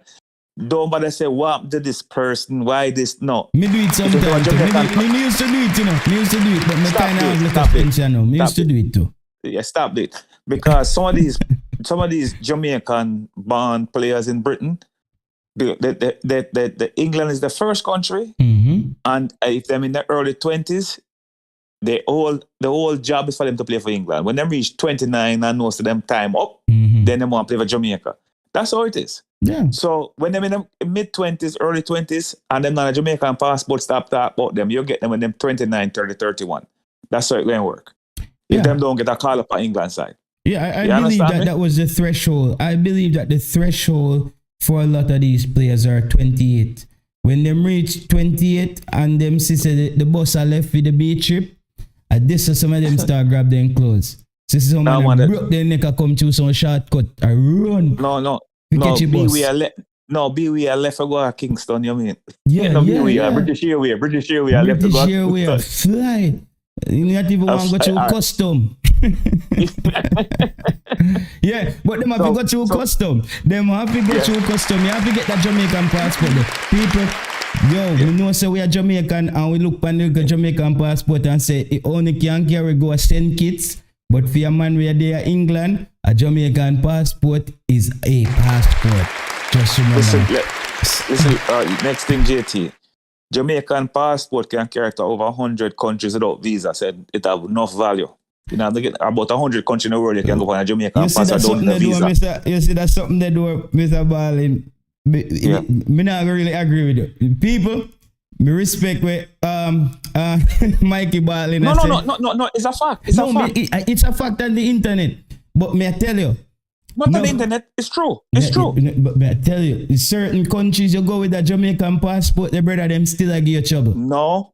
There's over 100 countries in the world that you can go to with a Jamaican passport and without getting a visa. At landing visa, right? When you land. Just like everybody else do. American does it, everybody, British people from Belgium all do the same thing. There's over 100 countries you can go on a Jamaican passport. In Africa, all over the world. In Africa, Asia, I got in on a Jamaican passport in Cape Verde, Asia, Mexico. You can go Mexico with a Jamaica with a Jamaican passport. You don't need a visa. All the Central American countries, basically all the Central American countries, you can go, and most South American countries. And Mikey, let me give you a little, guys, if you go to certain African countries, use your Jamaican passport. When I got to Cape Verde, I'm in the line with all these people from Europe, and me have a European green card, and the guy say, me say, we are talking about, and I say, where you from? And I say, Jamaica. And I say, hey, Bob Marley, you saying both? The man I say, if you have your Jamaican passport, you don't have to pay the landing cost of a person who has the European passport. And so that saved me about 80 euros at that point. And when I got to Senegal as well, I didn't have to pay anything when I got to Senegal with the Jamaican passport. So if you're there Africa, just a little tip. How much countries in Africa? About 30, right? And you can go most of them without a Jamaican without a visa. Yeah. But I want to just sorry about that though, Mikey Baldwin. Richie, I want you to segue back into that question that you asked me. You said JT not getting notification. What's up? I don't know what will go on, brother. Maybe you never turn on the notification or you know subscribe. Because one of the style let me see some of the people I'm doing, them subscribe to the channel to comment and then them unsubscribe. I feel them style that. Big up all the people that were subscribed to Sports Prophecy. Yeah, man. You notice it took me a while to start my YouTube channel because I wanted to do it right. And I'm still tweaking things. As you seen yesterday, we got on stream. The Discord wasn't working. I got that set up. I got the WhatsApp set up. But I need to get another number where I can do. And I'm still working on the features on the screen. I want things to happen where the fans, now I have the fans' comments on the screen as well. So everybody can just read everyone's comments. So you don't have to just be, focused down. You can just look straight at the screen and you're seeing the other fans' comment. I think that's a way to get the fans to see each comment or somebody who's watching the screen at the same time. So Richie, get back to that midfield and just collaborate with Mikey Baldwin and just get his take on, because you said you're not confident in that midfield. Not wholly confident. I think there's some shoots for optimism. Jonathan Russell made a useful, solid debut at the Azteca. I wasn't overly taken though. In a full match, I speed-wise, experience in the position, it's not a done deal as far as I'm concerned. I don't think it's locked down. I like his passing ability, his coolness on the ball, but it's interesting that where you mentioned, the first name you mentioned, JT, was Omari Hutchinson. Mm-hmm. Then you went on to mention DJ Ravel. Mikey B said straight away, Ravel ain't a part of this equation. And that's why, though there's a little bit of contention as to where his ideal position is. But why would Coach Jaime, I mean, I did hear a theory that he was playing him in a withdrawn role to see how the attacking formations look with the likes of Bobby Reed and DJ and Hutchinson in that in those positions that are a little bit ahead of Ravel. But I think that Ravel is key to this Jamaican Reggaeboyz squad unless Coach Jaime has recognized that he may not have the legs, or he may be hatching a plan where Ravel does play as the attacking midfielder, a diamond kind of situation where he can be able to have a shot and pass and spread the ball and be creative, because sitting deeper, he just may not be as effective. There's a philosophy where, it's best to play players in the position that they like and they are best at playing. You don't want to be mixing and matching unnecessarily. So it'll be very interesting. But I think that Jamaica has a conundrum. DJ, Ravel, Hutchinson, just not doing it for me. And Ravel is a bone of contention. I'll be fascinated to see, one, is he selected? Two, which position he's selected in? And as day follows night, he could become a liability because remember, he doesn't have a club. So it's interesting. He's got the experience. He's got the love of the fans. He loves the game of football. He's fully committed to the Jamaican Reggaeboyz cause. But this is a big tournament where it's not going to be a case of unlucky or it was a disappointing performance. We expected it, and look at that. We've lost the game. We've not gone through. So it's a very key area. That is the engine room for many a team. And it's going to be very interesting how Coach Jaime proceeds. Mikey B, are you adamant? Are you still there, Mikey? Yeah, man, I'm here, man. Are you still adamant that, excuse me, that Ravel, if he's played in his ideal position, he will, one, be selected, and two, be a starter? And what did you make of the likes of Jonathan Russell? I know people were making a big deal. Some people, not everyone, was making a big deal and impressed with Jonathan Russell. I'm yet to be fully convinced. And because of the bag of names that has been floating left, right, and centre as to who's eligible for Jamaica. Yeah, the whole passport thing. You see it there. And of course, as you rightfully identified, Mikey, it's very interesting. Jamaica has a lot of wingers and pseudo attackers. Yes. Fast like midfield. That midfield area. All them fast like Usain Bolt. Right. We're not a midfield area. would you put Cephas, Ronaldo Cephas, in the midfield quarter, or is he one of those attacking wingers? He's attacking winger. He's a winger too. I'm telling you, they're all wingers. Another pseudo, as Sir Richard has coined it. Yes. There's always, listen, Ravel can be a positive to the Jamaica team if he plays in his position. If he play anywhere else, then you're wasting him on the field. He's going to be played out of the game. He has to be right behind the forward them and distributed and making the final pass, guys. He will kill you with the final pass. Right? He will pick the right man to get the ball to score. You understand me? And he will score at times. And he will score too because he have a cannon for a foot. Yeah. So therefore, if you have him playing in front of the defenders, that is not his position. You understand me? It's like you ask what the goalkeeper name again? Yo, Mr. It's like you ask Blake for go play center forward. It not gonna work. You understand me? So therefore, it not gonna work. So therefore, Blake plays his position in the goal. Ravel must play his position behind the forwards. I know you have DJ and you have the other youth, but one of them have to sit down. You have to make a choice because you need a seat. One of them have to sit down. Whichever one you choose, one have to sit. Ravel, because Ravel play up top, and then one of them two have to sit. Sometimes sometimes not all the time you must play your best midfielders, Yeah. Because you play 3 best midfielder mean that you're losing as somebody who will protect the defense. Yeah, you understand me? Yes. So therefore, maybe let's say Russell. I'm just calling Russell name or Lambert. Let me call 2-man name.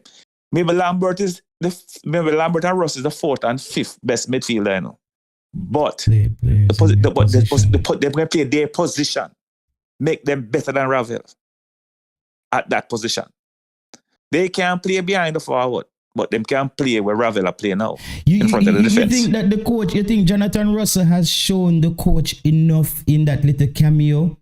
No, you see, the coach, I've seen him on videos, playing for his club in England. So therefore, the coach know what he's going to get from him. The reason why he didn't start him, I think, is because he's not in sync with the team. Yes. So therefore, let's say now them playing these 2 games over there in Austria. And let's say them don't get the next CDM. I'm going to start Russell maybe in the second game and see him look with the team. But I know that one of the other midfielders will sit down. Because Ravel going to start. So one of the other midfielders will sit down. So therefore, you're going to see a difference because him going marshal and the thing about him is a good pass. He's a better passer than Lambert in the game that I see because he passed the ball to the Jamaican players and not to the other team.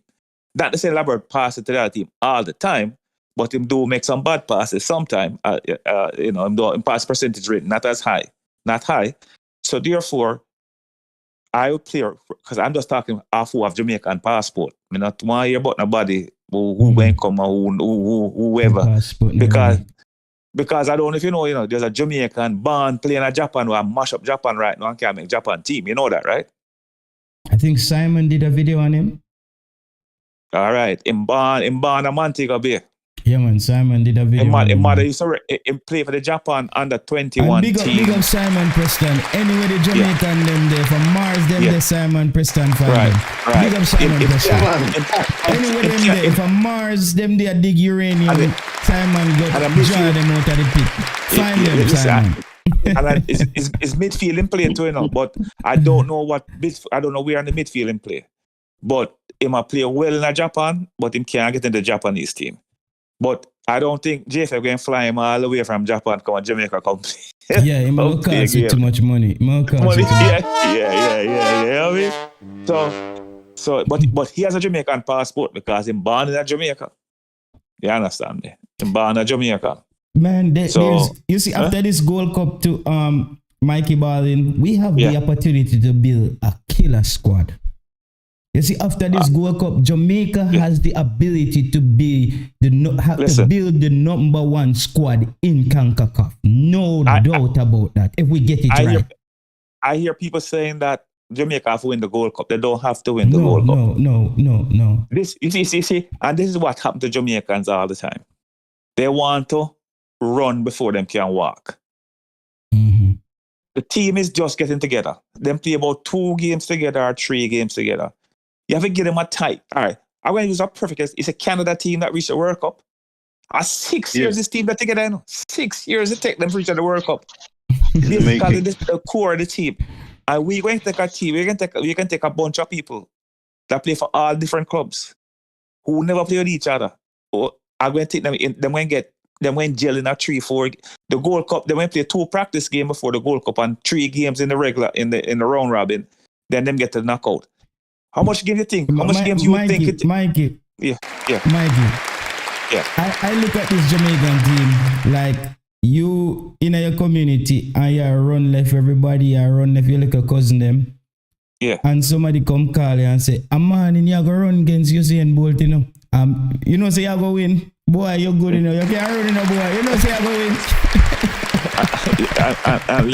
unless my brethren named JT, I go kick on Usain Bolt foot when him start the race. That's all we can beat him. That's what I say, Mikey, that Jamaica is we're not there yet. And that's what I made a video the other night and I said, include me in myself.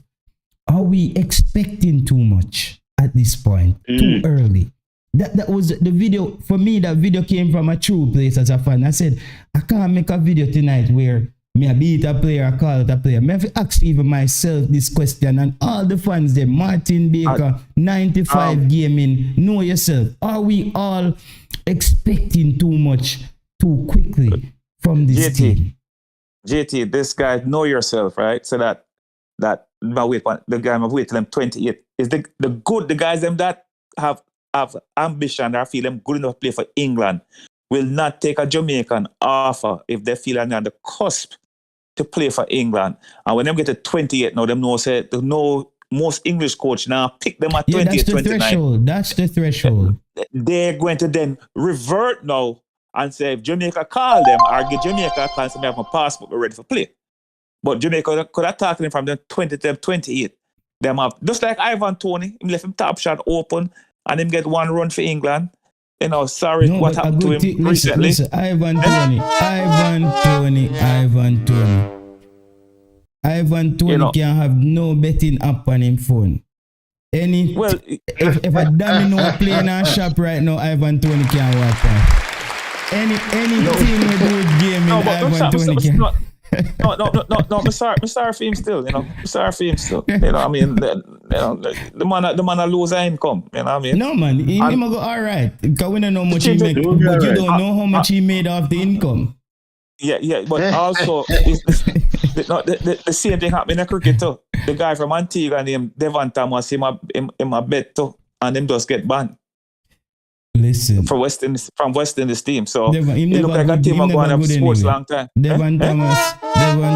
You do the right thing, brother. You do the right thing. If you see say carry on and go make it just better, make them ban you. Make a PhD and go on a yard. Cause maybe that's so we need to get rid of some player when not good enough. You go bet, man. Bet and make them give you some months off of the thing, brother. Cause we don't know we're gonna get rid of some player. Some player come like ticks in the team them back. Listen, you see Ivan Toney right now, if we did there depend on Ivan Toney, you know what happened right now? A headache, tap up 2.0. A headache, you know what I said? Ivan Toney now come, we lose this striker. Sometimes them say no. I'm a believer in God. I don't go to church anymore, but I'm spiritual. I can't leave God out of my thing, because I experience them. I'm not going to have no discussion with nobody over God. I say each man to them own God. If you want to worship the broom of your yard, and I hear God that, you not catch JT. I tell you, I know you're God that. I feel God that the broom will sweep up your house. Feel God. Me talk about God when me I deal with.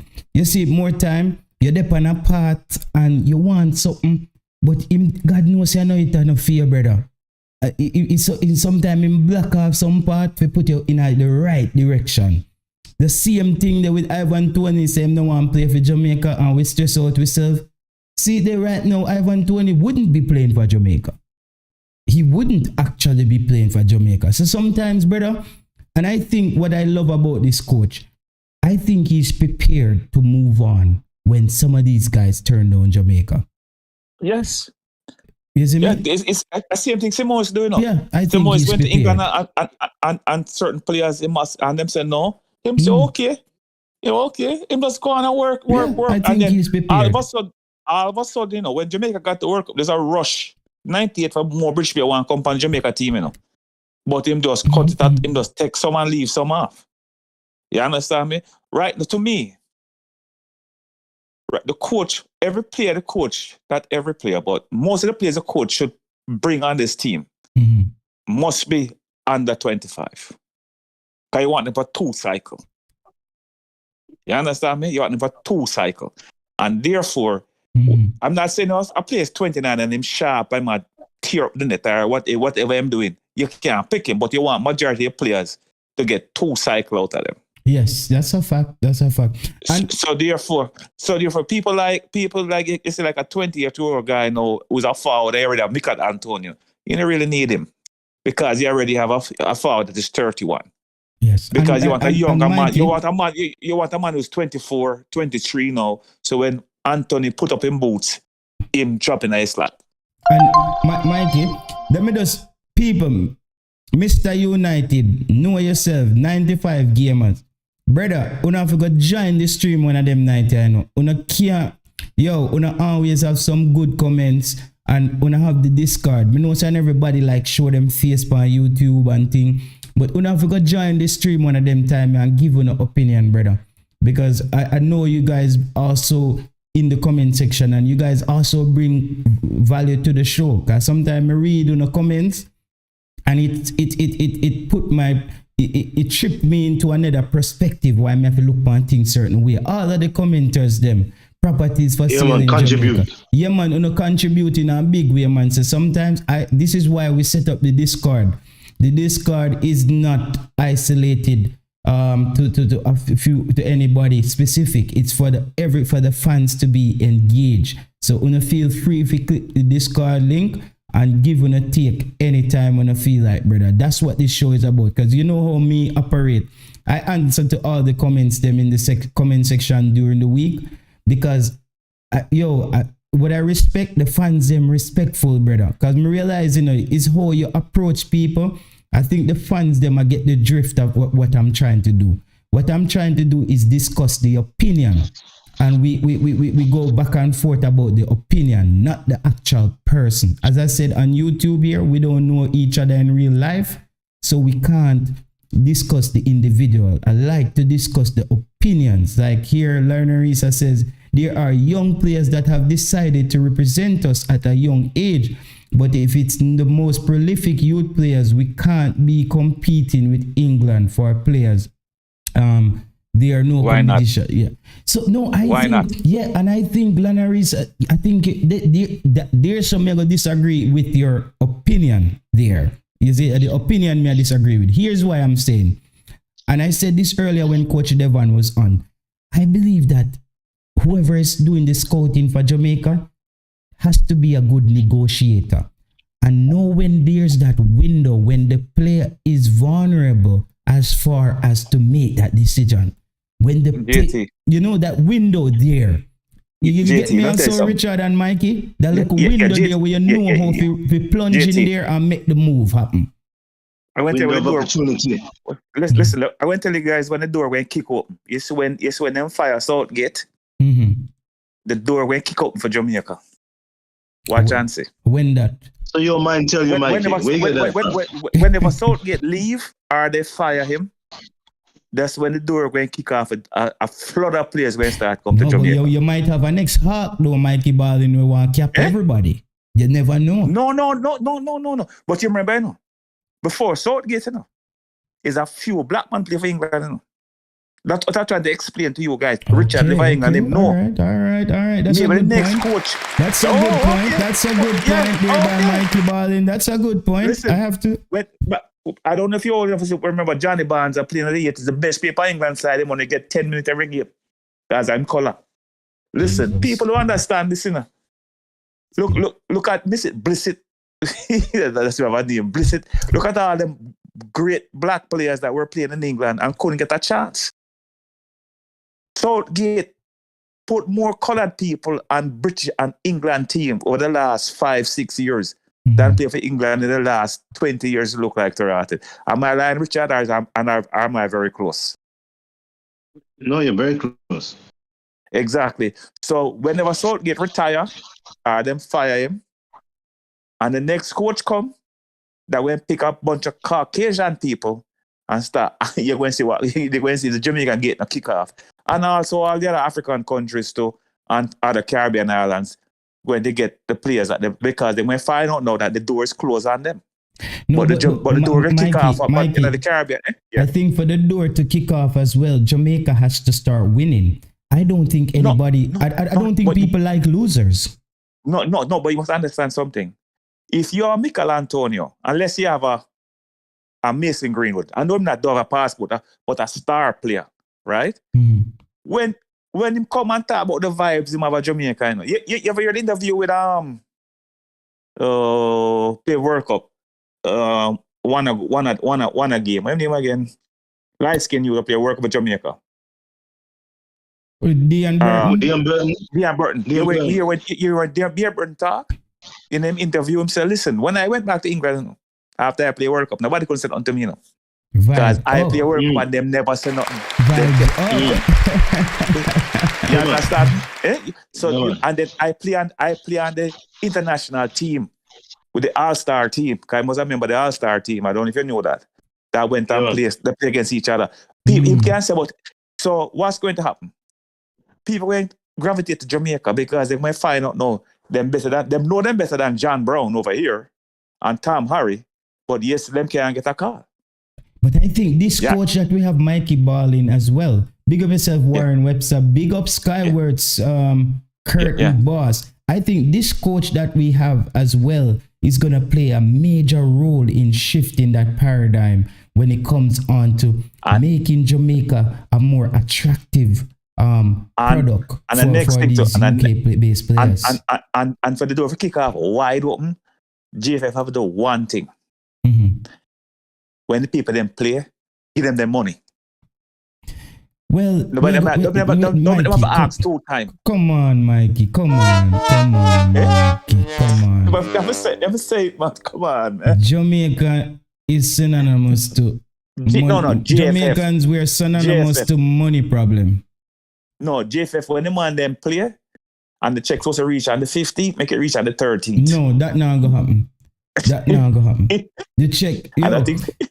Listen, you know one of the analogy them people, you know, you ever work construction at Jamaica yet? You do some construction, you do some hard work during the week. Me talk about what we do.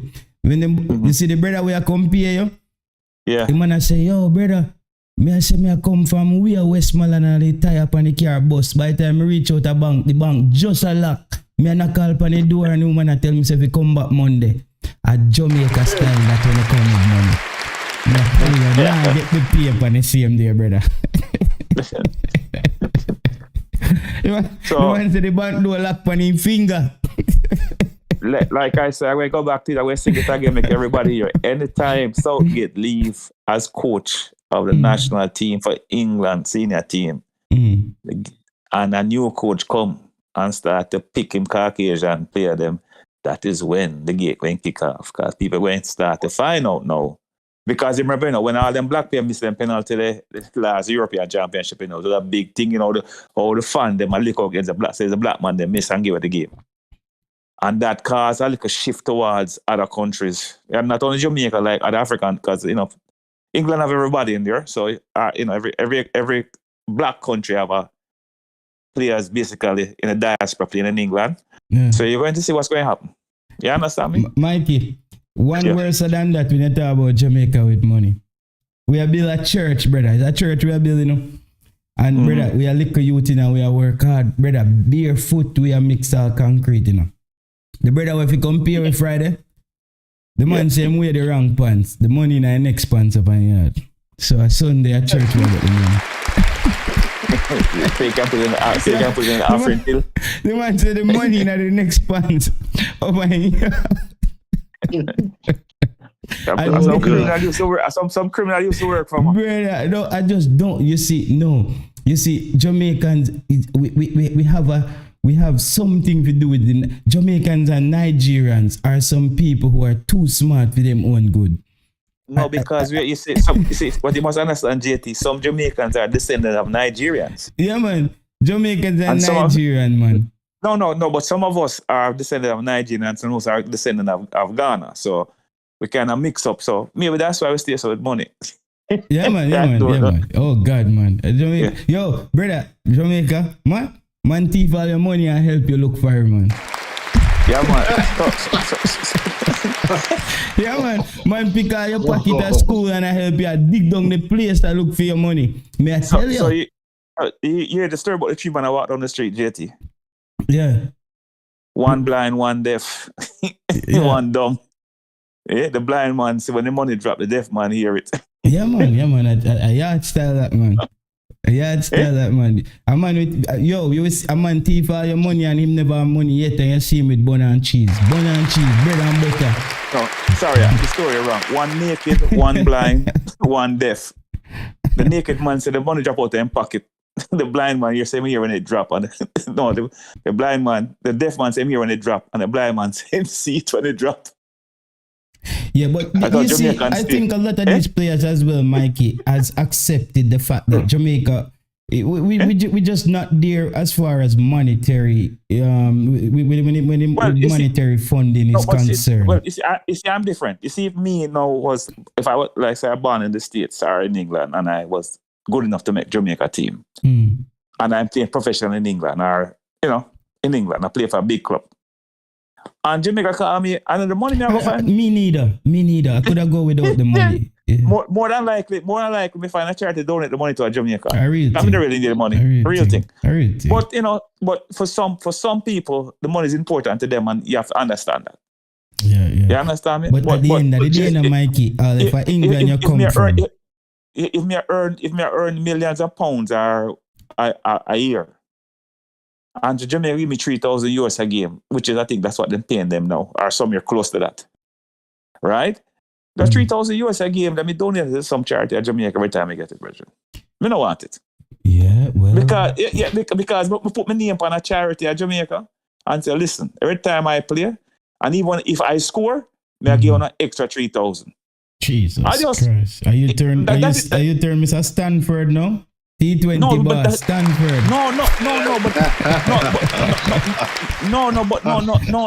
But that because you have enough for yourself. So you can't do that. Yeah, man. But you understand? See what Mr. Stanford do, man? Mr. Stanford go England, go check the whole England cricket board. The man write some check, brother. The man write some check where never written yet in a cricket. The man say every 6 we are giving $1 million. Trick West Indies Cricket Board. Trick West Indies Cricket Board right now. Right now, they are prison right now. But you know where Mr. Stanford went wrong. You see that cricket match where the England man them wife did it. The man them wife sit down on his lap. I take picture. What a man bossy man. Yeah, the cricketer them a look up on the big screen, Sir Richard. You a play cricket. And Stuart Broad them, the man them get red.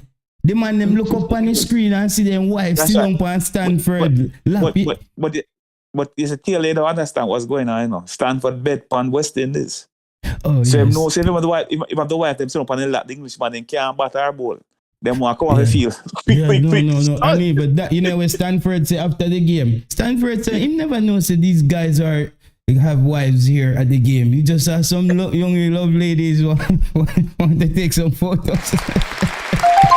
There must be a word for that. There must be a choice word for that. Stanford, man. The man buy a whole island, brother. And the way him did a run off things down there, so it was perfect because he's the only one. Them say, oh, you want to school Stanford, just consider that built. School, don't check. Just build it. So the stadium when built, the cricket stadium built at Antigua, then so I use it now to play cricket. The Stanford cricket ground turn it into a state. Is a West Indies turn to West Indies take it over. West Indies Cricket Board take it over. So it's very interesting. I've got a few minutes before I have to bid you adieu, but it's very interesting. I'm fascinated by what you and JT have been talking about, and this is the thing I want to check out. You've answered it in part. I want you to be hand on heart, honest, and do you think it's a genuine question? The word is respect.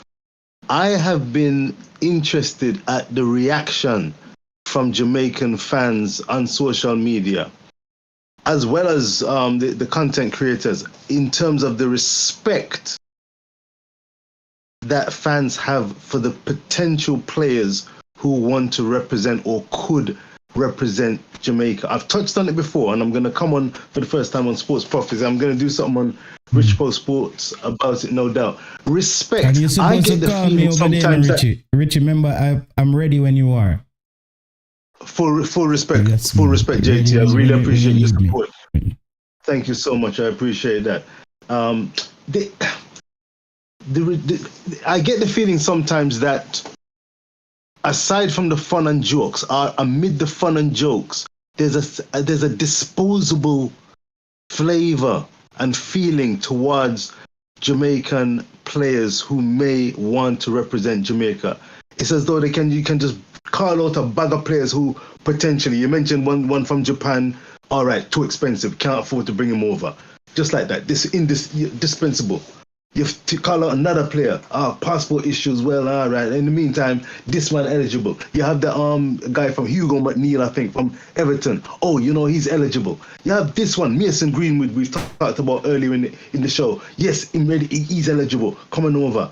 But with the disposable, with the attitude towards money that you guys have been expounding upon very interestingly, I sometimes wonder if that is not going to be part of the PR pull, or you're talking about England sacking Southgate or Southgate leaving, and then that opens up a lot of opportunities for potential players to come over to represent Jamaica. I'm not as easily convinced. Me neither. On the basis of how we we express our relationship to these players, that is definitely a must. JT, yeah, you've just said that you're not surprised either. Expand, my brother. No, I'm not convinced about that. I think the allure is always gonna be there for the players when it comes on to playing for England. And I look at it from this perspective. Let's say me, you, Mikey Ballin, we've been in academies. Me and you, the Arsenal from we are 8, 9, 10 years old. And we're kicking on, and maybe Mikey get the call up for the England under 15. Me and Richie didn't get the call up. The next time around, Richie get the call up to the under 18s, the under 20. I'm there chipping away. I want to get there. I want to catch up to my friends. We are peers.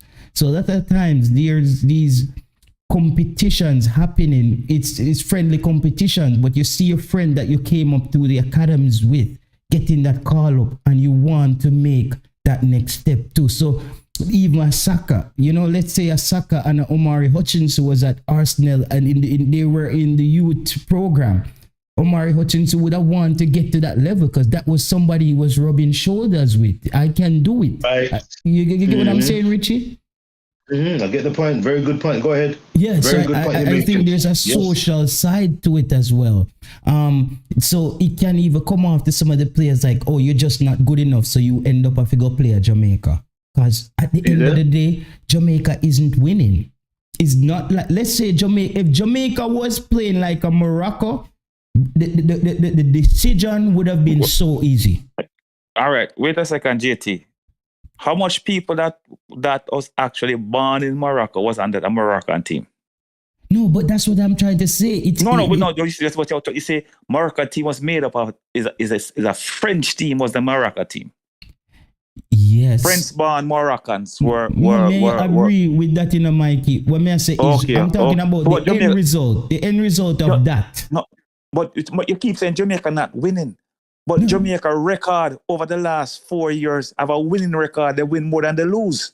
No matter about. So stop saying. No, we're not. No. You're counting. So if you're gonna do that, no, Mikey, we have to count Tapper and I hit no. But you say no. But it doesn't matter if it's Tapper. You have to play who is in your conference. Okay? Oh my you God, have to play who you have to play. No. Your competition is the Gold Cup and the Nation League. So therefore, you only can play, your majority of your games going to be played in your area. No, Mikey, it's the same analogy when I say about Usain Bolt. Let's say you're born up champs. But you can't win no race at you now win nothing at the Diamond League, and you now win nothing at the World Cup. At the Olympics. That's what me have to disagree. Yes. If you live in the north and you have a north zone, and me live in the south and I have a south zone, and Richie live in the central, and a central zone, and every time me play, me mash up everybody in my area. You mash up everybody in your area, Richard. But every time we go play against a team at the east, then beat we. It's not my fault. It's a zone of me, it's a group of me, So if Jamaica is in Concacaf, Jamaica is a winning team in Concacaf. So don't say Jamaica's a losing team. Jamaica is a winning team in the Caribbean. No, in Concacaf, they're a winning team. They reached the three last Gold Cup. They reached 2 final. So they're a winning team in Concacaf. They got to the quarterfinals, the last one. They're a winning team in Concacaf. If you tell them Mikey Ballin, they lose, them traumatizing, brother. I can't remember when we win. No. Well, I correct you right now. We are a winning team in Concacaf. That's why we are ranked number 4 or 5 in Concacaf right now. We are a winning team. You can't rank 4. I think Haiti. You can't rank 4 or 5. In the Caribbean, in the Concacaf football index, Haiti just bumped Jamaica to number 7, and Haiti is number 6. Well, okay. So Haiti is number 6 because Haiti is playing more games. You see, you must understand, if you played more games, practice games, and you're winning, you're going to go past. When was the last time we won a game? Was that against Suriname, right? Yes, Suriname. And how much games we played since Suriname? 2. Because you can't if the Trinidad game they don't count against them ratings, No, but listen, Mikey, more of the fans them know, all of them see JT beat players and beat the team, brother. When Jamaica play, you not get that thing they confuse, You don't notice I never stayed on the watch alongs. Now that I have a channel, I'm thinking how I'm gonna do it because I immerse myself in the game. When Jamaica play, brother, me have to watch it and I don't want to hear no noise on my head. JT, I apologize to the Jamaican team, brethren. That last match the Jamaican team lose. The last match the Jamaican team lose was, I think, against is a World Cup qualifier. No man, we lose against Argentina too. Oh yes, Argentina. Argentina, right? Because the games they played in Africa, that didn't go against them ratings because that wasn't on a FIFA thing. The 2 Trinidad game wasn't FIFA. Somebody's asking you, Mikey. Somebody say Lanarisa say how much games? Before me get to that one, the Mikey here about 6. The last time we got excited about players coming in, we barely win a match in the World Cup qualifier. Says Josh. Lanarisa say how much games is I don't know if it's a he or I don't know if he pronounced her name properly. If how many games has Haiti played over us? Yeah. I don't know. I don't follow Haiti. I don't follow Haiti. I don't know. The only Haiti team I follow is the female team. Yeah, they're doing very well. But Mikey Bonds, I'm so excited to have you on the show today. At least I know that you see them say in life you're always gonna find your tribe. And these are the people. I always used to say it. Sir Richard, I was one of my favorite individuals. Sir Richard and Marlon love talking football. And then I went over to Talawa TV, Mikey as well. Like talking football with these people. It's just a different vibe. It's like, me just feel like it's these Jamaicans, me can just put on some jerk chicken on the grill and play some domino and beat to Heineken. Listen, Richard, before you go, me have a bone for where I come up and me have a bone to pick with you in a bridge. Yeah, man, you know, send me all for that, man. Because it's gonna be football. This week, I don't want to lie, I don't know the day. Mm. Turn on the thing and we see a chat about the Jamaica Reggaeboyz under 20 team about Panama around the team now, team this time. Listen, the Jamaica team will beat Canada tomorrow, right? And then we'll beat Panama whenever they play Panama. The US is a problem. Huh? We hear me, sir? I said, what did you hear me say? No, a JT me here at a bad mouth, the Jamaica under 20 team. About Panama is improving and Canada is this. You remember, you know, the last 2 times Jamaica play Canada, you know. Wait, Mikey Bonds, I want to get the fans in on this as well. Because this is the last, let's say we have another 10 minutes because we're going to wrap it up for 2:30. Fans, let us know what do you think about what Mikey Bonds is saying right now. Mikey Ball he's saying that Jamaica Reggaeboyz, they can beat Canada. So more hear the fans 20. Them. See the fans them opinion on the screen. So put up your opinions on the screen, guys. And let us know what Mikey Baldwin is saying, if you agree or you disagree.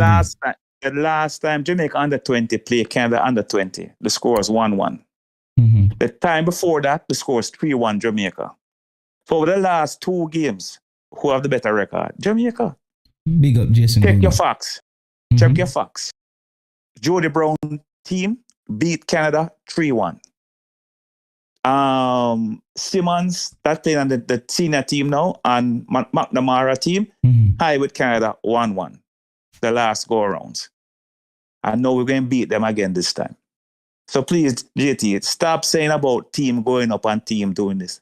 If you don't follow, look 1 second, Mikey. Does my mic sound muffled? Does the mic? Yeah? No, you don't sound muffled. Okay. Not to me. Okay, because real baller say something like you're the outside and this swimming pool. Oh, me? me, JT. So let me know if the mic muffled, and I'll try to adjust that next time, guys. Continue, Mikey Ballin. So tomorrow evening or Saturday evening or next time we're running to you on the streamer. After Jamaica beat Canada tomorrow, you can apologize to the young lady them, all right? That was a really waterlogged pitch. I've never seen a pitch like that's a waterlogged. Hold on, you never see Jamaica. Hold on. You never see Jamaican girl and counting at them life jacket. Because most of them can't swim, you know, Jamaican them can't swim. Me see that yesterday, and the people them say me sound like a little reverb. Okay, I think it's in my apartment, guys. It's the you didn't see the girl and counting them bathing suit. Because they're out to play water polo up on the pitch. Sound very reverb, okay. You understand me? It's interesting. Mikey, what do you as JT make some technical adjustments? You sound okay to me, but there's just minor technical things that could and what I like about Prophecy is that he's always aiming to improve. Yeah, man. Yeah, man. That is good. So JT, who's winning the game tomorrow between Jamaica under 20 and Canada under 20? All right. Here is, and I made a slight adjustment, J.S. Aguna. So let me know if you hear any better. I try to make a slight adjustment, but either way, I will try to solve that. So then I have to get some much kind better, of, JT. It's better. From here, it sounds like there's been a change. It's clear. Yes, it's clearer. You were okay before, but it's clearer. That's good. Leave it right. I want to make a correction, JT. Somebody just correct me. That it's the under 17 team that draw with Canada last year, not the under 20. But it's the under. So the last time we played Canada in World Cup qualifier, our under 20 team beat them 3-1. That was the last go around. Yeah. Last year it was the under 17 team. When Jody Brown scored 2 goals in that game, I saw that game. All right. So if you're based off of that, we're going the right way. So this team here is going to beat Canada tomorrow. All right, guys. Yeah, I'm glad you're not telling me this, guys, because no, we may just leave it on this setting that it sounds much better. No, here is where I came to my. All right, let's just take some of the fans them opinion. Blair video says Jamaica 2, Canada 1. Drop your so we can see the predictions them on the screen. Here is where I'm saying, Mikey. The bulk of the Jamaica U20 team is the under 17 girls, right? Canada, on the other hand, though, have some girls who are not from the under 17, but were a little bit older, right? Yes. And a little bit further along, even more than some of their under 17 girls, which were pretty much better than our under 17 girls. So that's why I say Canada have a slight edge over us. No, but JT, if you base off of the last year, the Jamaica under 17 and Canada under 17 tie 1-1 last year. Yeah, no, but Jamaica. They still outplayed us though, right? No. It's an even game. And then now Jamaica I think Jamaica now step us a little bit. No, you're basing the Jamaica team off what you saw in the previous round that was played last month. Okay. Jamaica made 8 changes. 8 changes. The university girls that are on the team now. So the team is stronger than what you saw last month. So it's not the same team you're going to say play last month, playing this month. Okay, yeah, because that was my thing as well, Mikey, because I thought the first round was soft. Also, the two other girls that were supposed to be on this team is not on this team because they have CXC exams in Jamaica, and them going to them exams instead of coming to play for Jamaica, which that is their choice, and you can't fight that. The captain won't be there. The captain won't be there, and the next player, I can't remember her name. She's not going to be there, but they have ample replacement. So therefore, I expect Jamaica to win the game tomorrow. Yeah, Guna said 2-1. He's saying that Jamaica will win the game. Yeah, because if you look, because if the team that was named yesterday to start is a strong team. The center half that was leaking in the first round, in the last round, she's not there. She's not on the starting. She wasn't starting yesterday. So I figured the same starting team going to start tomorrow. So I think Jamaica may have the best goalkeeper in the competition. I think so. I think we got a pretty good goalkeeper. I think we may have the best. I haven't seen everybody, so I can't say we have the best. So Leah Brooks. Yes. All right. And believe me, we have Buckley, very very skillful midfielder. Very very skillful. Although she's only 17, 18, all she needs to do is go to the gym and start work on some strength training. Yeah, and she'll be on the Jamaica team in the next 2 years. She needs some rockstone dumpling, man. She's a bit weak. No. She needs some strength training. Yeah. I don't know if she's going to the gym, but she have to go to the gym and get some strength training. Yeah. Yeah, man. It would be great to have some rockstone put in her dumpling. So Richard, what say you tomorrow in the Jamaica under 20 game? I'm looking forward to it. I was saying that because of the rain delay, the games are going to be more congested, so it's going to be mental and physical fitness. No. It's the same. This because Jamaica then just move the games down. So Jamaica was supposed to play USA tomorrow. Then playing Canada tomorrow, and then play USA Sunday, and then play Panama Tuesday. They just change the schedule, but let's shift the games. Let's shift the games down. If you understand what I'm trying to say. So the gap between the games is the same as it would have been? Yes, the same as it would have been, yes. Okay, well, listen, I'm always optimistic. Not always. I think that the Jamaican team has a fighting chance, but they'll have to perform well. But why not? They've got a fighting chance of coming out of the group, but it's not going to be easy. But you know, sometimes where you want to go for, sometimes it's not going to be easy. So let's wait and see. I wish the young reggae girls the very best of fortune. Yeah. Before I came on the stream here, I was watching the Puerto Rico Costa Rica game, and Costa Rica won 5-3. Well, 5-3, and I think Jamaica can take any of them two teams. Jamaica can take it too. So, Mr. Mikey, thank you very much for coming through. Thank you very much, everybody, for joining the show tonight. Marcus Garvey, big of yourself, Jason Guna. Who else we have? Know yourself, everybody who passed through, and thank you again, Sir Richard. And remember to head over to Richie Post Sports. I always check out a lot of his shorts. They are very inspirational, and he touched on different topics. Guys, as I said, that's what we're here for. And anybody in the comment section who has anything going on in their lives as a Jamaican, and there's something that we can contribute by something online or in some way, please let us know. Drop it in the comments. I don't believe in this Jamaican thing where I me alone do it myself. Like, what trophy I get for do yourself?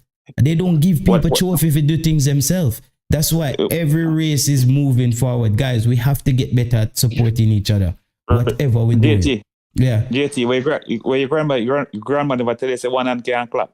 Yeah. And with Richard never heard that one before, you know.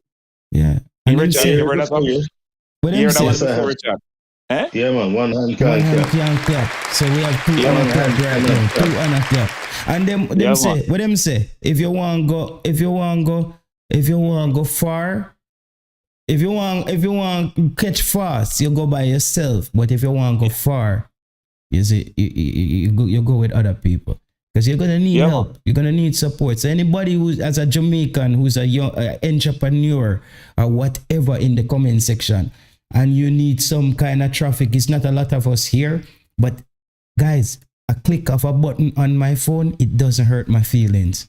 As like a lot of us feel like, oh my God, I just supported a Jamaican. Shit. Me just now go by that. Guys, it's not, sorry to use that language, but it's not that deep. You know? The greatest joy for me is that when you help somebody up and you're not looking for nothing from it. Yeah, you understand me? Yeah, you just do a thing for a man or a woman and just say, yeah, man, like that. And just say to the person, listen, hopefully you can do somebody the same thing I do for you. Simple. Respect. We have to do it, man. We have to do that, man. I know, JT, that you're going to have to make a move, Mikey Bannon, as well. Thank you again for having us on board. Thanks to all the viewers and subscribers. No, my pleasure, JT.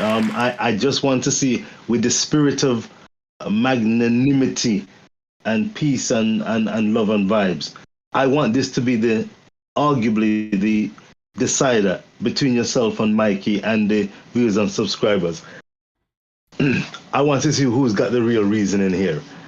I'm just going to point you to the Arsenal Manchester City Premier League campaign. I just want a quick answer, and I'm going to gauge and leave it out there to see who know what like a strike when it comes to football. Would you say? Watch out.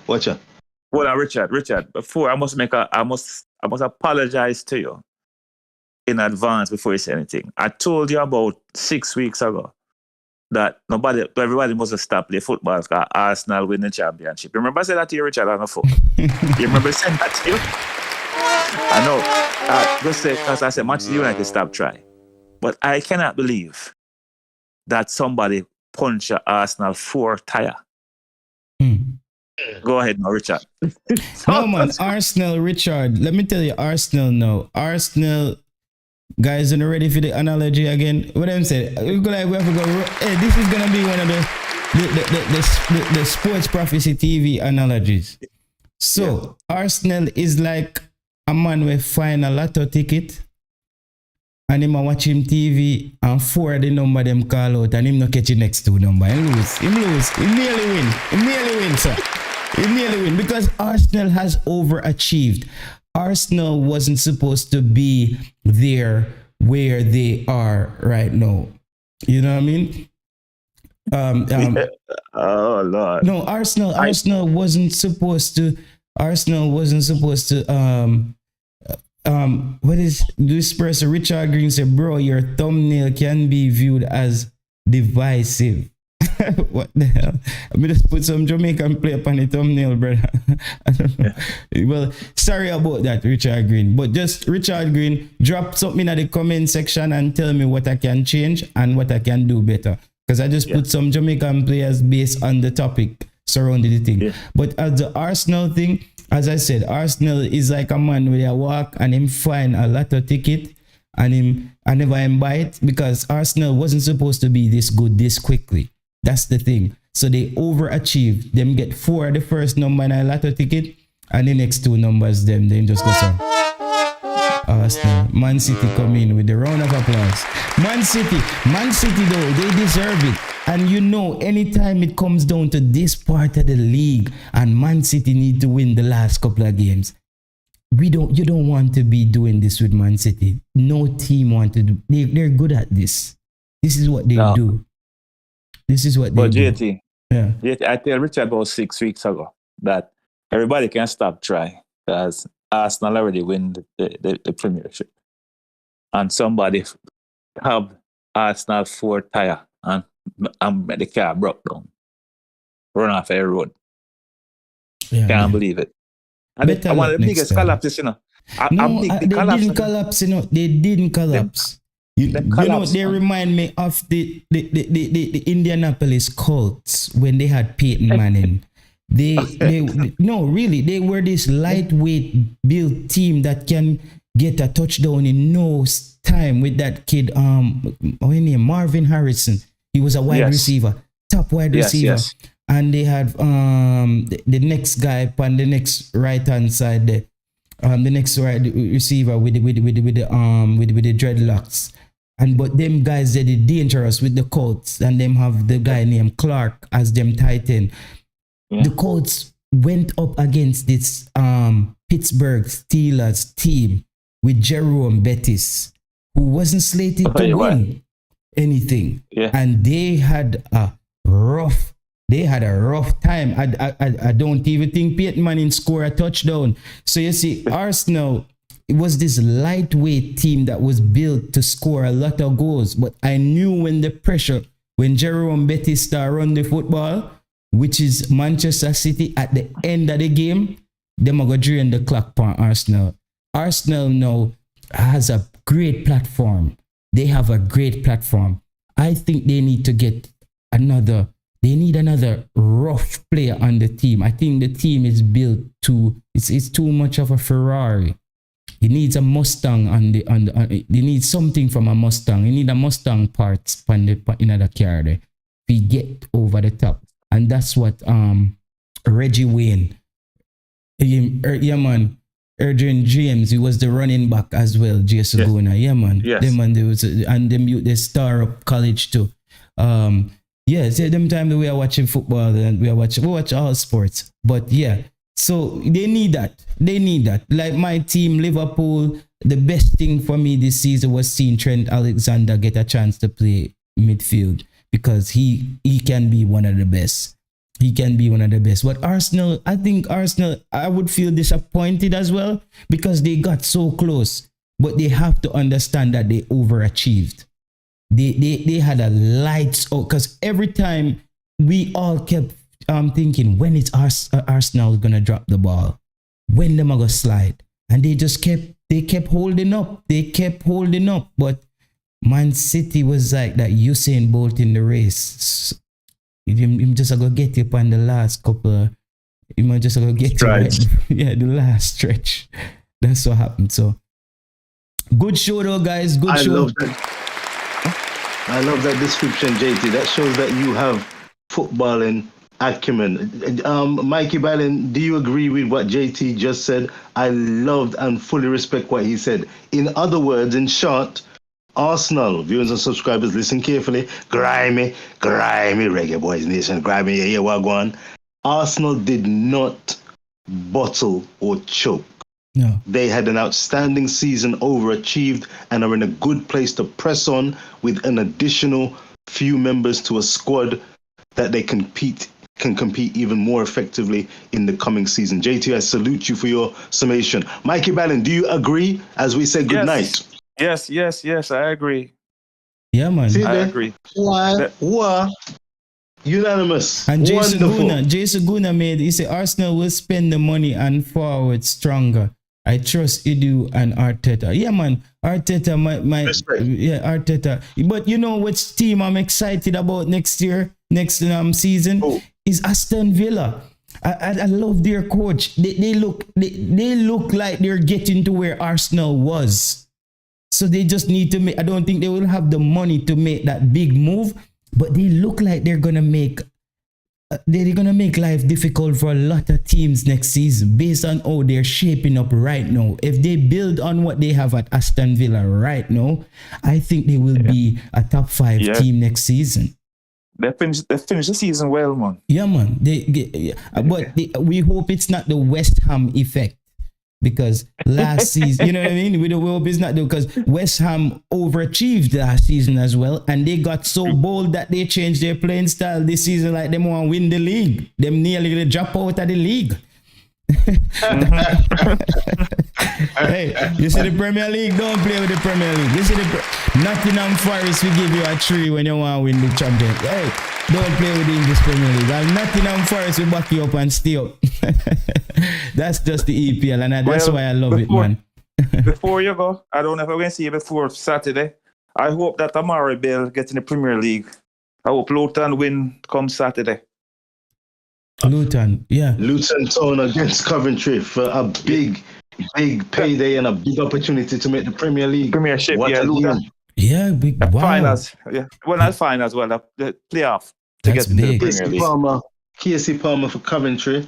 I don't know if he's going to be playing, but Casey Palmer, I believe, plays for Coventry, and of course Amari Bell for Luton. I think I'd give the edge to Luton on what I've seen so far, but it's up for grabs. That's beautiful. Big game. That's beautiful. I'm making sure I see that game. I support Amari Bell. Yeah, I think Amari Bell, based on what I've seen this season, he looks deserving of a Premier League berth. Premiership, yeah, man. Yeah, man. He put in the work, bro. He put in the work. Right. Let me see what go ahead. Every game play for Jamaica look better. Every single game play for Jamaica look better. He looks polished. And I can't wait for the team to gel more, where Amari Bell can go forward a little bit more. Because I've seen him gone forward and he looks dangerous for his club. He just doesn't get to do that as much for Jamaica because he has a heavy defensive duty. As dangerous as Javane Brown going forward? Javane Brown is from him name in our squad him dangerous. Hey, we end the show right there, guys. We end the show right there. Thank you everyone again for joining us again. It is now 1:30 Scandinavian time, and I have to be up at 5:20. Prep breakfast for my daughter, daycare, and then work. So the trips. I haven't done a live stream in a while, but I've been testing out some new programs and stuff to upgrade the show, because I don't want to just stay on the same level and have the same StreamYard, because StreamYard I had the demo version and you don't have the capabilities. So now I'm running a different program, trying to get the audio better. I want to get the visual better, but I'm always trying to figure out ways how to get the fans involved in the show more. All right. Yeah, so that's all right then, guys. All right. Catch you guys next time. Catch you guys next time. Big up everybody. Thank you again, guys. See you next time.